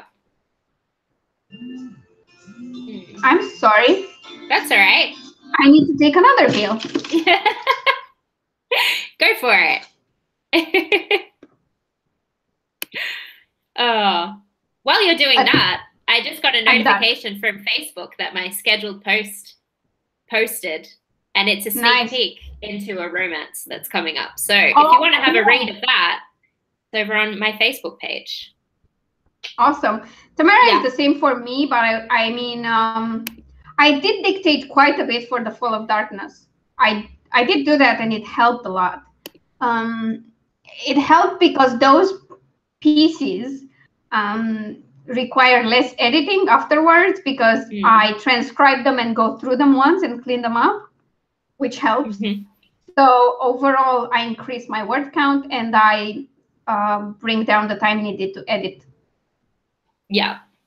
And I haven't done any because Alexi's been home. But once he goes back to work, I might get started on it again.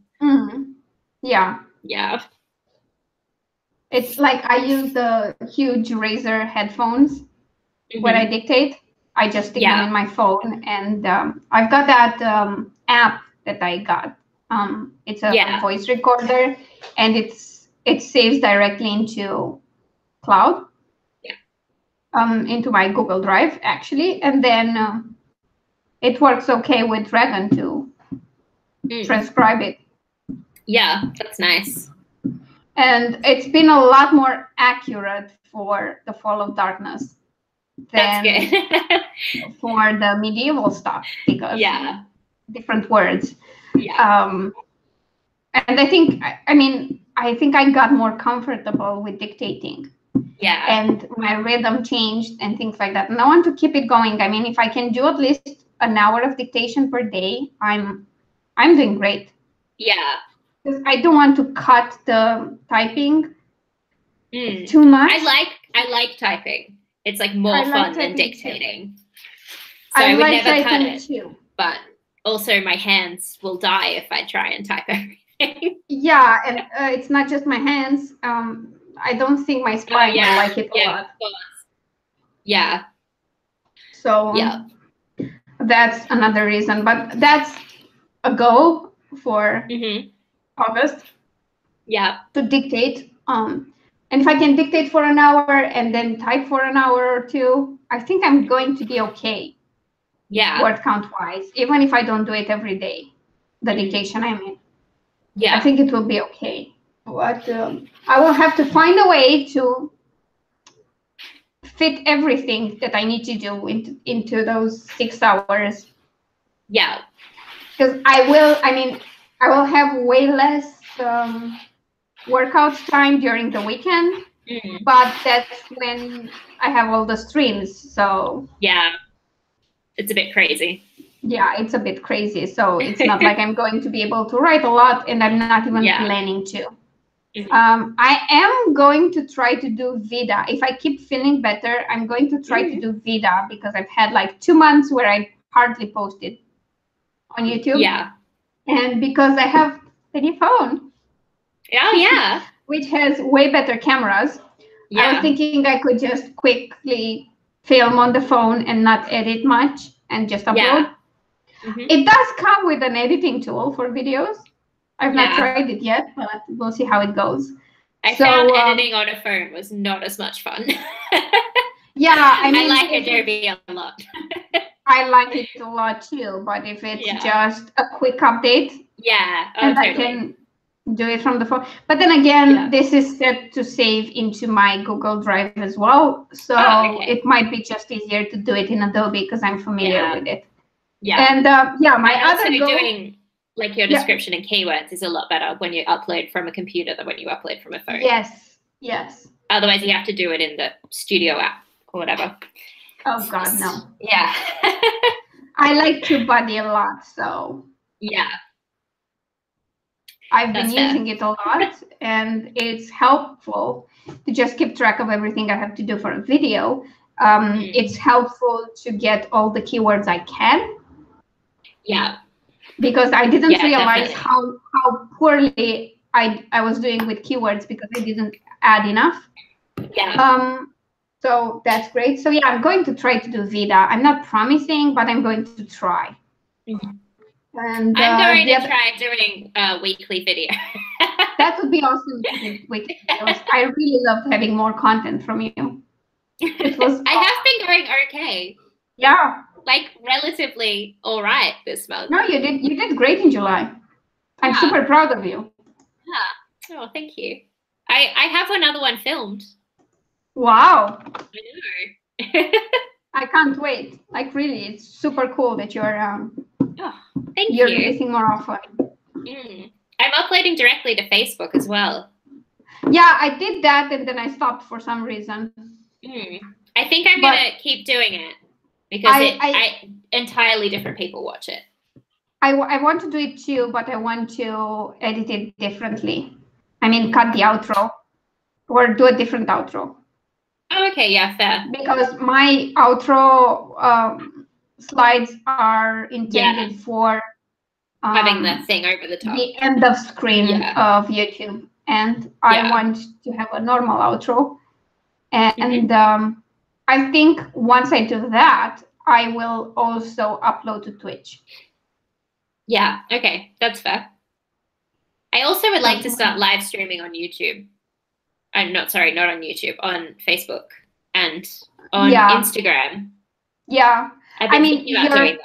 You're way better than me at using Instagram stories. I rarely do it. I'm really good at stories, and I forget to post like just a picture to my wall. So my stories are always going fine. And then Yeah, I want to do that, and I want to do. I mean, I've got the IGTV. Yeah. And I've never used it. With it. Yeah. I've watched a couple of videos on it, and I don't mind it. But I don't know if I'd ever bother uploading there. Yeah, I don't think so either. I think I'd rather go with stories and normal videos and doing lives on Instagram. But I want to do that on Facebook too, and do them like scheduled, maybe once every 2 weeks. I was thinking I might start doing them like in the morning today, like on a Sunday, because that's like Saturday night, and I don't think anyone else has a stream then. Maybe people do. I don't know. I was trying to like not make it at the same time as someone else's stream. I don't even know. though it's like on Facebook. I don't know. But anyway. Yeah, you can find it. I think I'm going to try to live stream on Instagram because I'm not ready for Facebook yet. I mean, I could. I mean, I wish I could stream on both of them at the same time. My plan is to webcam Facebook and phone Instagram at the same time. Oh, yeah. That's not a bad idea. Mm. If you can just set them up correctly. Yeah, so they're next to each other or whatever, then. Mm-hmm. Yeah. That's a great idea. That's a great idea. Because I was going to do that. Yeah, no, you should be proud. That's an awesome idea. This is why talking about this helps a lot, because everybody comes with an idea. And I was going to maybe live stream on the official release day of The Fall of Darkness. Yeah. And do it something like afternoon for me. It would be early morning in the States, but at least some of Europe is awake. So I was thinking of doing a quick live then, but it depends on how I'm feeling, because today it took a while to get me camera ready. My eyes are super puffy, and I get into not breathing quite fast. Okay. I mean, she gave me something for my sinuses, but it's a mix of oils. Oh, okay. It does nothing. It smells good, and I can breathe for like 5 seconds, and then it does nothing. So I've been kind of dipping into the actual medicine puffs. Yeah. Because I couldn't sleep otherwise. So it's really hard to get ready in any way that makes me presentable. But I'm hoping by Wednesday I feel a lot better and I can do it. Because to be honest, for the bullet journal video, it took me an entire day to get that done. And it's not that much of that big of a project, but it just tired me out completely. Just the filming part was relatively easy because I enjoyed the drawing issue and the coloring and everything else. But it took like an hour and 20 minutes to film that, and by the end of it, I felt like I was going to just go to sleep. Yeah, fair enough. I didn't, but I did lay down. I did lie down for like an hour. And then I did the editing, which was slow as hell because it took way longer than usual. And then I needed another break, and then I uploaded and did all the other things and promo. So the only reason I did that was because I didn't have to be in front of the camera. Because I forgot, in between filming the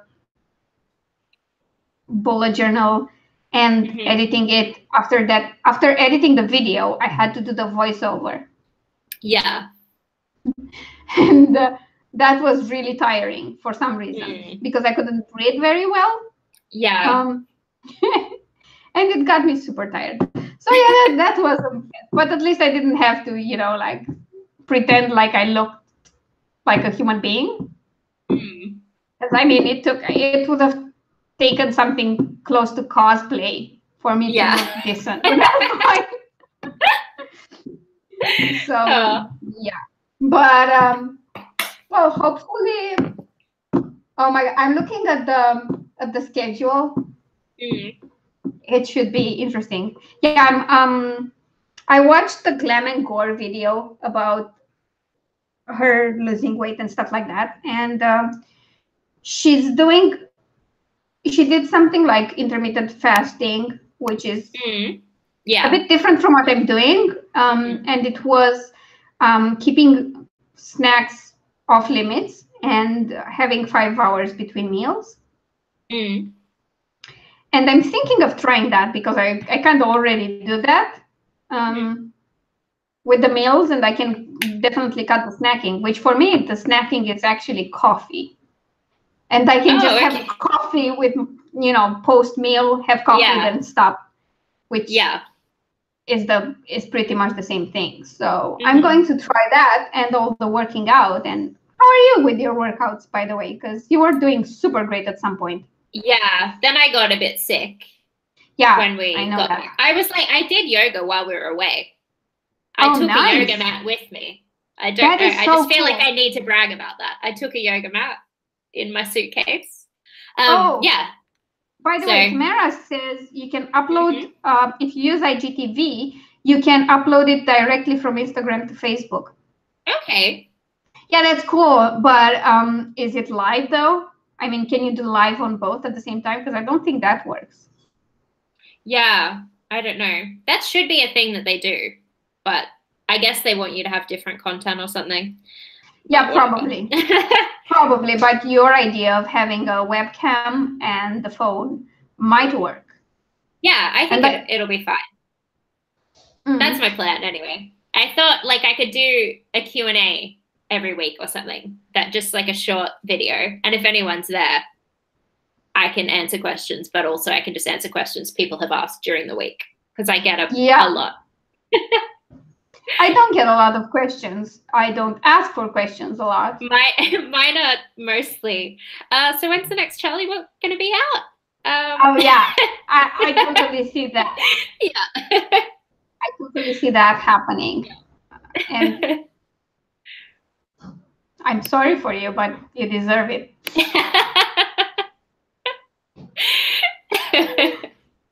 I'm not nice, I know. Sorry. I'm sorry. I really want the next Charlie book, so. I want to write it as well. I've just got to finish 2 Baxter & Co. books in between. Yeah. At a bare minimum, I have to have 2 Baxter & Co. books done first. That's exactly how I'm feeling about Bad Blood. I can't wait for book 4. But I need to write the Witch series a bit before that, because they're kind of connected. And but I really need you to read this series so that I can tell you all about what I'm doing in book 4. Like I need to brainstorm that. Like actually, it's not brainstorming. It's just me telling someone. Yeah.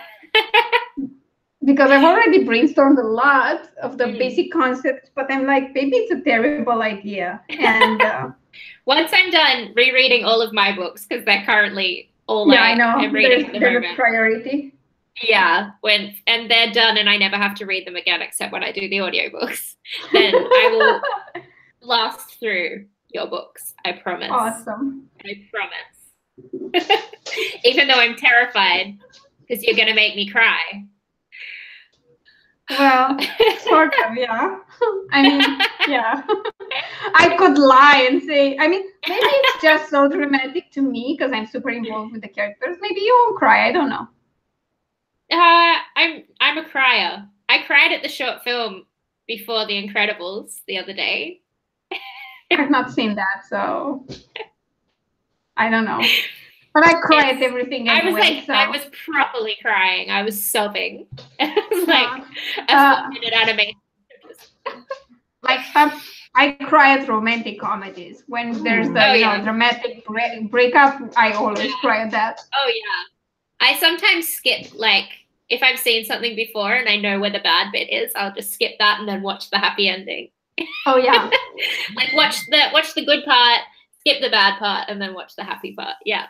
I could totally see that happening. Totally. Yeah. Jesus Christ. But then I mean I like the heartbreaking, super emotional roller coaster types of stories. Oh, so do I. Like Hamilton's my favorite musical, and that's like you just start crying halfway through and never stop. Yeah, well, I do like knowing there's a happy ending at some point. Oh, maybe that story is not for you. Yeah, but I do enjoy tragedies sometimes. Yeah. It really depends on my mood and how high or low it is. For example, now I wouldn't want that in my life because I've been dealing with a lot of stuff, and it's already kind of taking a toll on my general mood. To be honest, The fact that I was so productive though yesterday, and the fact that I finished The Fall of Darkness despite all of this, and the fact that that sales wide started to pick up, helped a lot. It really did. Like if all of this shit would have happened last month, which was the worst month ever. Result wise, because it was the first month with all my books out of almost all of them out of Kindle Unlimited and me just starting out wide. So if all of this had happened last week, I would have been completely depressed this week. Like I know I couldn't have worked through it. So I'm grateful for that. So I'm trying to keep my mood at a manageable level. That's so fair. I probably won't read anything too tragic. That's fair. Then again, I'm watching Legend of the Galactic Heroes with Mike, which is a behemoth of an anime, and I mean, we stopped at a certain point, and in the next episode there's a character death. So maybe just watch some Brooklyn Nine-Nine for a while. That'll cheer you up. Yeah, I haven't watched anything else. Like I did watch something with him when we were both sick and spending our days in bed. And then I did watch some anime on my own, which was kind of fun, cool fun, but nice. I mean, in a good way, not just stupid fun. But whatever free time I had, I've been watching art videos a lot. Yeah, that's fair enough. And I've saved some Skillshare classes because I got one of their 2 months free, whatever. And I watched that one class last night, which was actually for digital painting, but I used it to draw that apple, which is now probably displayed there. Yeah, because I think it just was pretty awesome. When you gestured to it, I was like, oh yeah, there it is. Yeah, no, I have a lot of them there.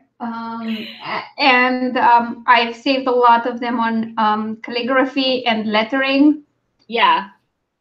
And more on watercolors and just drawing in general, because I want to focus on that a bit. Because I think the lettering one might be cool, especially for books, because you can just draw your own letters and then scan them.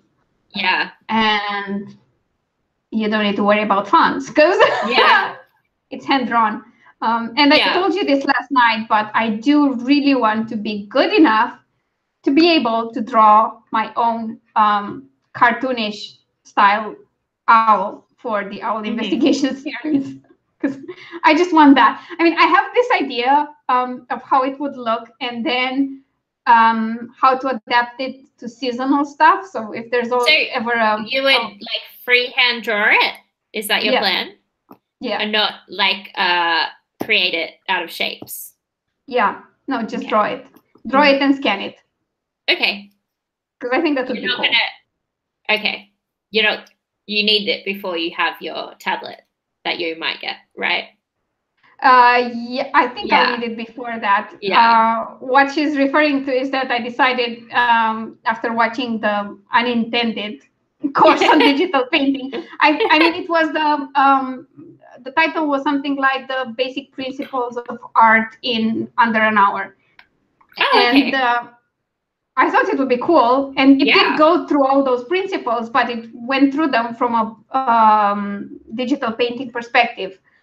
And I do want to get better at Photoshop and be able to draw a bit better. I mean, I won't get to a level where I can do stuff that's more complicated than a little cartoonish owl for years and years to come. But I kind of like it.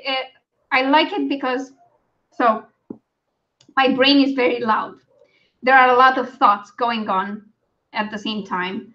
I can watch TV and still have stuff in my mind. So before, when I was trying to relax, I would knit, following complicated patterns, and watch a TV series or a movie at the same time to just be sufficiently invested in those two activities that my brain wouldn't straight. But whenever I draw or color something in or paint or study anything related to that, I'm completely absorbed in it. It's the same as when I'm writing. Yeah. Or editing, but more so when I'm writing. So I think that would help a lot because for how loud and busy my brain is, multitasking is not the best idea. Yeah. Because it just promotes that, it encourages that distraction. Yeah. So because drawing works so well for me, I'm going to keep doing it. Plus, if I learn to use Photoshop better, I can actually do stuff. And I kind of am thinking of focusing on digital painting. And after seeing a digital painting course where the guy was talking about the Wacom, I don't know how that's pronounced. It's German anyway. Yeah. So, yeah. So that would be a V. Yeah. That would be a V, because W is V. Yeah. Well, that's not how I've heard anyone pronounce it ever, but yeah, the guy that's probably correct. Wacom. I don't know. Yeah. I've heard Wacom, I think is how people tend to say it here. But Wacom. If it doesn't matter. Pronounced that way by Australians, then it's definitely wrong. I doubt it. Yeah. Anyway, I want one of those. Yeah. Because then you can just draw really on it and it shows up. I have one. Photoshop. My fancy pen. Nice. Yeah. It goes, there's all the little, hold on. They're like the tips that you put in your pen. Nibs. Yeah. Cool. What I've seen for this guy is that he just used a stylus on his tablet and he adjusted brushes and sensitivity from Photoshop directly. Yeah. Which was pretty freaking cool. And I would like to be able to do that. Because I would never be, I mean, I don't know if never, but I will never be ready in time to do something more complicated like character design.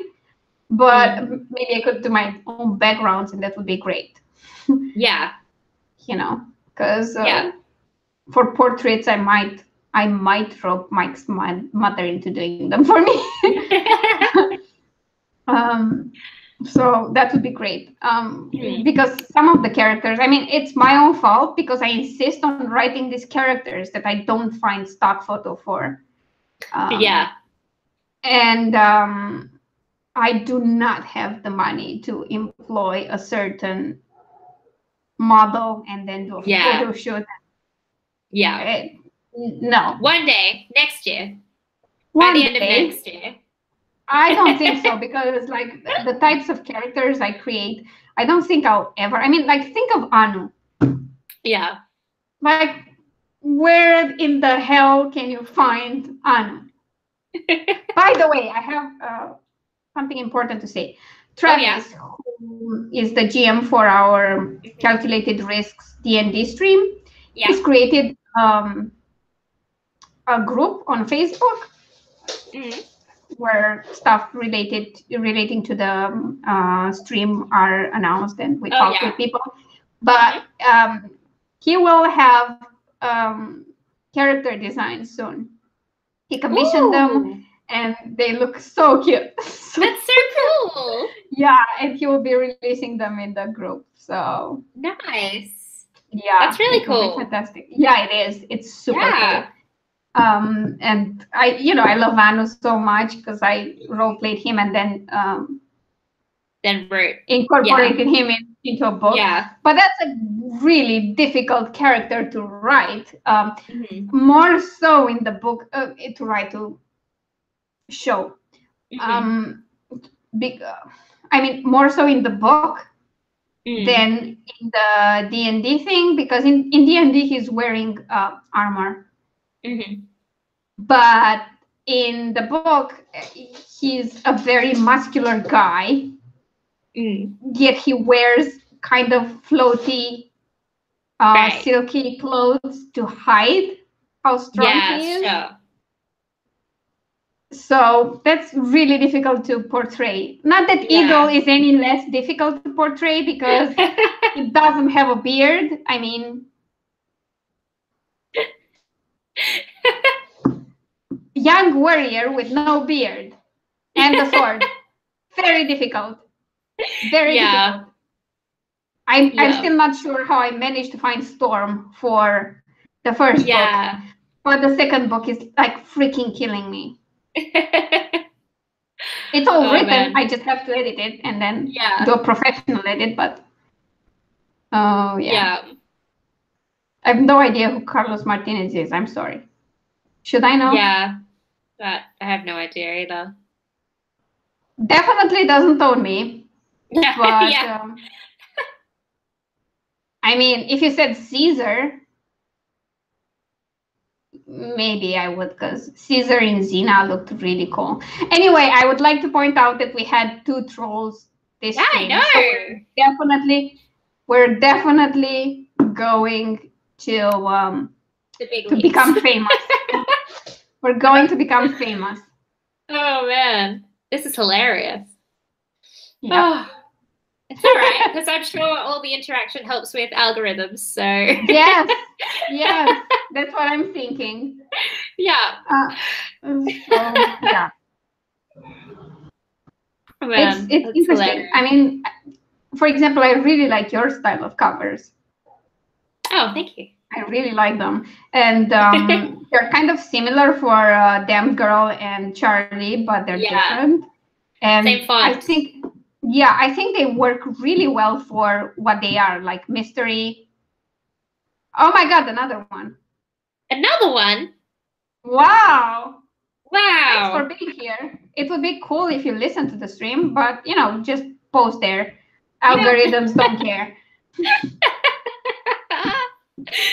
Oh man. Yeah, Tamara is it's a little bit weird. Super weird. But asking to put pictures, so it's a step up from earlier.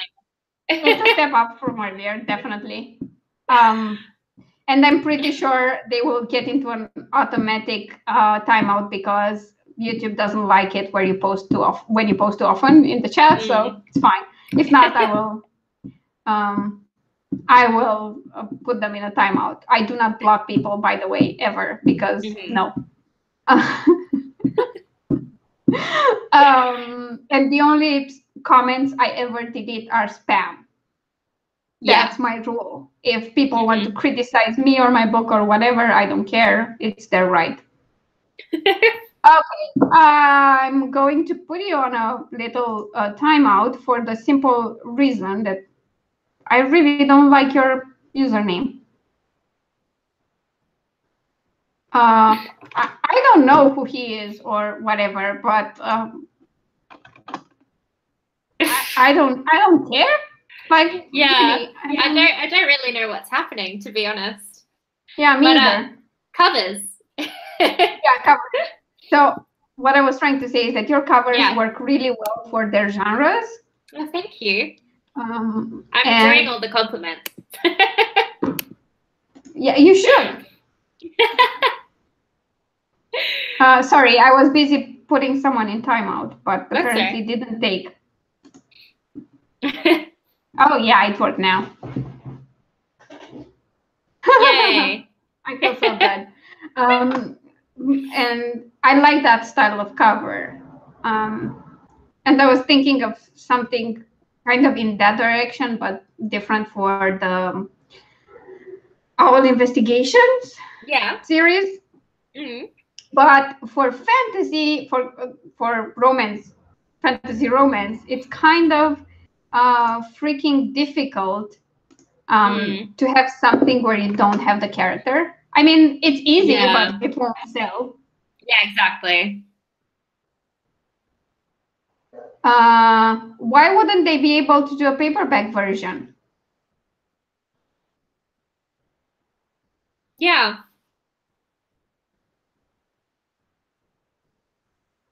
Yeah, you should. That should be fine. You can get you can get like the dimensions you need from CreateSpace. They'll give you a template, and even if your designer won't do it for whatever reason, you can get someone to fix it on Fiverr. Yeah.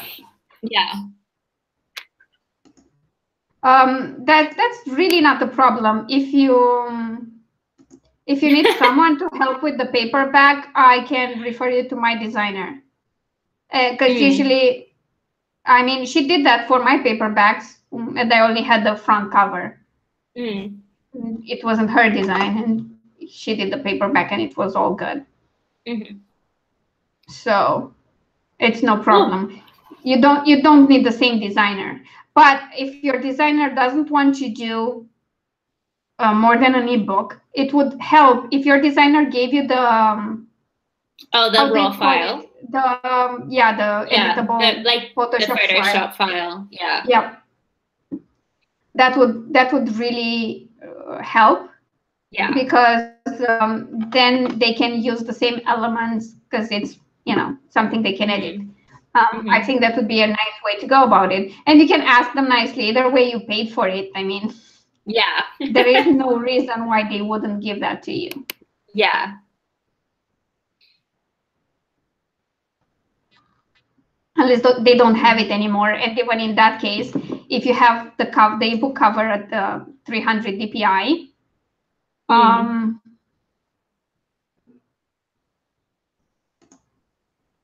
even better. There is something called hide. You can hide the user on a channel. So. Oh, that's exciting. Yeah. Worst case, I see them. Yeah, you can ask for that. And if they don't have it anymore, because it happens, people lose files.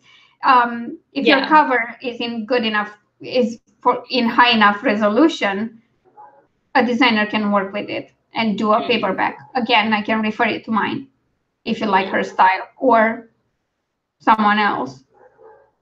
It's no problem. Oh my freaking God. What's wrong with you people? Like, seriously. You do realize you're talking to someone from Romania and someone from Australia, and we really don't care. You're welcome. Yeah. I mean, and what's worse, nobody ever watching this is going to care. Yeah. I mean, I appreciate the interaction, because even if you're trolls, it helps with the algorithms. But seriously, it's a waste of time. Oh man. There we go. Another one. Jesus. I wonder how many different. I'm wondering if they are different users or just one person with so many usernames. Yeah, it's got to be just like one person, right? I don't know. Well, they've got like a really cool Facebook group where they're all like, yeah, let's all go to this video. Yeah, and it's great. I mean, oh, sorry, dog. 1 second. I dropped my eraser, and I'm afraid he's going to try to eat it again. So you had to Google the name. That's hilarious. I'm pretty sure Carlos Martinez did not send you. Yeah, but I'm pretty sure he doesn't know who you are. Anyway. And I'm pretty sure that even if he did, he wouldn't send you to my channel, because nobody knows who I am outside of the AuthorTube community. So it's good. It's good. Jesus Christ. Oh, man. But we're popular. We're popular with the trolls. Oh my goodness. They're taking so much time doing this. And this time, I'm hoping I'm not talking out of my ass here. Let me just check. 1 second. Oh, it doesn't show me here. Well, at least so far, it looks like the trolls didn't get upset with me for not showing them my feet or knowing. Yeah, haven't disliked it. And they haven't disliked the video. So wow. As they These did with usually my get dislikes. Because yeah, like the one on the last writing I did got a dislike from someone who didn't appreciate me ignoring their trolling. It's all good. Wow, I have so many deleted messages. Yeah. Oh well. Jesus. That's fine. That's cool. We're popular. We're getting popular. That's the reason for it. I think it's because our stream is called Descent into Madness, that it kind of draws out the wrong kind of madness as well. Yeah, sure. That makes sense. Yeah. No, I don't think anyone even checked the name of this live stream before coming here, but you know, it helps with the algorithm. So if Google could now promote us to everyone, that would be great. Oh, that would be lovely. Yeah, that would be, I mean, I would definitely be super happy with that. Yeah. Are you freaking kidding me? Is there another one? No. Oh, okay. Look, this is like freaking cool. I rank for author as a keyword, just author. I have two out of 20 search results. That's great. Yep. Well done. Thanks. That's pretty freaking awesome. It's like, wow. Nice. You should get a t-shirt printed up or something.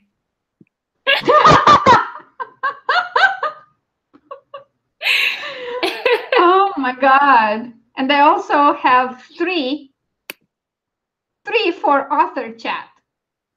Nice. Where the top ranking in search is Owl Crate, who also owns 3 of the 20 search results. So I think I'm doing okay with the keywords. It's great. Yeah. I have no idea how I did that. I just used it's probably because of the fact that I have author in the title and I also have it in the keyboard in the keywords. Yeah. But and it's probably because it really describes the video content, so it's not just a randomly used keyword. Yeah. I was just checking now because I was trying to see if I got any dislikes. Yeah. but it's cool. I mean, you rank for my name, so yeah. And I rank for your name, so that's pretty cool. But there's nothing new. I mean, that's really not new. Yeah. It's pretty awesome. So yeah, I think we can wrap up. We've been at it for almost 3 hours. So. Oh yeah. We've been going well. Great. We've been going well. And I really would stay longer, but I'm getting to the point where I'm not able to breathe anymore. That's fair enough. I'd rather you didn't pass out on stream. So yeah, no, I wouldn't. It's just that my nose clogs up and then I sound awful. But anyway. Anyway, do you have some stuff to plug? Like I do have some stuff to plug. But before I plug that, I would like to remind everyone that our next Descent into Madness stream will be on August 26th on Claire's channel. Her channel is linked down below, and there's also a nice little link to clarekauter.com/free stuff where you can go to try out her free books. Fair warning, you'll try her free books and then read through her entire series and completely screw up your TBR, but that's just the cost of doing business. Now, on to my announcements. The Fall of Darkness comes out on August 3rd, officially everywhere. So if you've read the first 2 books in the Blood series, I suggest you go pre-order it or get it on August 3rd. I don't care, just buy it. If you haven't started the series yet, The Edge of Hope, the first book in the series, is free everywhere. And there's a link in the description, obviously. Also, there's a summer sale going on Smashwords, and I've pretty much added all of my published books. The only one that's not in the sale is the upcoming release.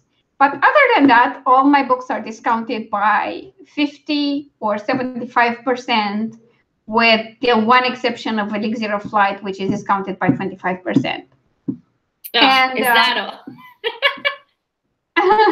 Yeah, but you have, let me count, 1, 2, 3, 4, 5, 6, 7, 8, 9, 10, 11, 12 discounted books to choose from. And I would like to point out, I would like to point out that the 2 box sets for the Lover's Journey series and the Famous on the Internet series are included in the sale. So if you haven't read the series, it's a lot more affordable to just get the discounted box set, obviously. Speaking of which, if you're a box set lover and you prefer Kobo, Lover's Journey is discounted by 40% on Kobo. Ooh, because nice. It's part of their promotion. So head over there and check it. I've linked the Smashword sale in the description down below. You have until July 31st to check it out and buy all the books, obviously. And yeah, that's it for me. As I said, I'm probably going to try to do Vida. I'm not sure if it's going to work, but I'm definitely going to try. Yeah, that's it for me. Claire, plug your stuff. Okay. Head to clarekauter.com/free stuff. That's my main thing. Also, head over to my Facebook page if you want to see a sneak peek of my paranormal romance that's coming out this year, later this year, maybe September, called When the Moon. It's a werewolf romance, which is fun. I can't wait. And yeah, that's it. That's all I've got at the moment. She's recently released the Charlie Davis novella. But no one can read it unless they've read the other 9 books in that series. Yeah. But in case you have read most of her books and didn't know about this one, I would like to tell you, because I've been desperately waiting for it. If you haven't read the Charlie Davis series yet, what's wrong with you? It's brilliant. I'm kidding. I definitely recommend it. So give it a try.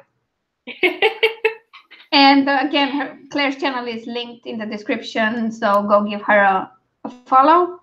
I'll have a new video up tomorrow, maybe. Oh wow, I can't wait for that. Maybe. I think my next one will be on August 1st, and it will be my goals video, because maybe until then I figure out what my goals are. Yeah. Yeah, exactly. The starter book in the Charlie Davis series is included in the free reads that she's offering. Yeah, it's the first in the series and a prequel. That's what you get. And we'll see you again soon. Thank you for being here with us. Thank you to the trolls for posting us in the algorithms. I really did appreciate it. And we'll be back here at the end of August, like I promised. Hopefully, I won't sound like I'm about to die anymore. And hopefully, I won't feel like a freaking ball, because I feel like all this treatment just bloated me. It's fantastic. But other than that, expect the same type of madness, because we're not going to get sane in 1 month. Like, I don't know. No. It's still going to be a descent into madness stream. Yeah. Even if we're physically healthier. Yes. Which, like, let's hope. By then we will be. Fingers crossed. Oh yeah, and one last thing. Have a good night, Tamara. Hope you get a lot of rest. And thank you. I'm working on feeling better. And if you're watching this now or watching it later, please remember to like it and comment if you'd like. If you have any questions for us. And yeah, that's it. Enjoy your Sunday. Bye. All right. Bye.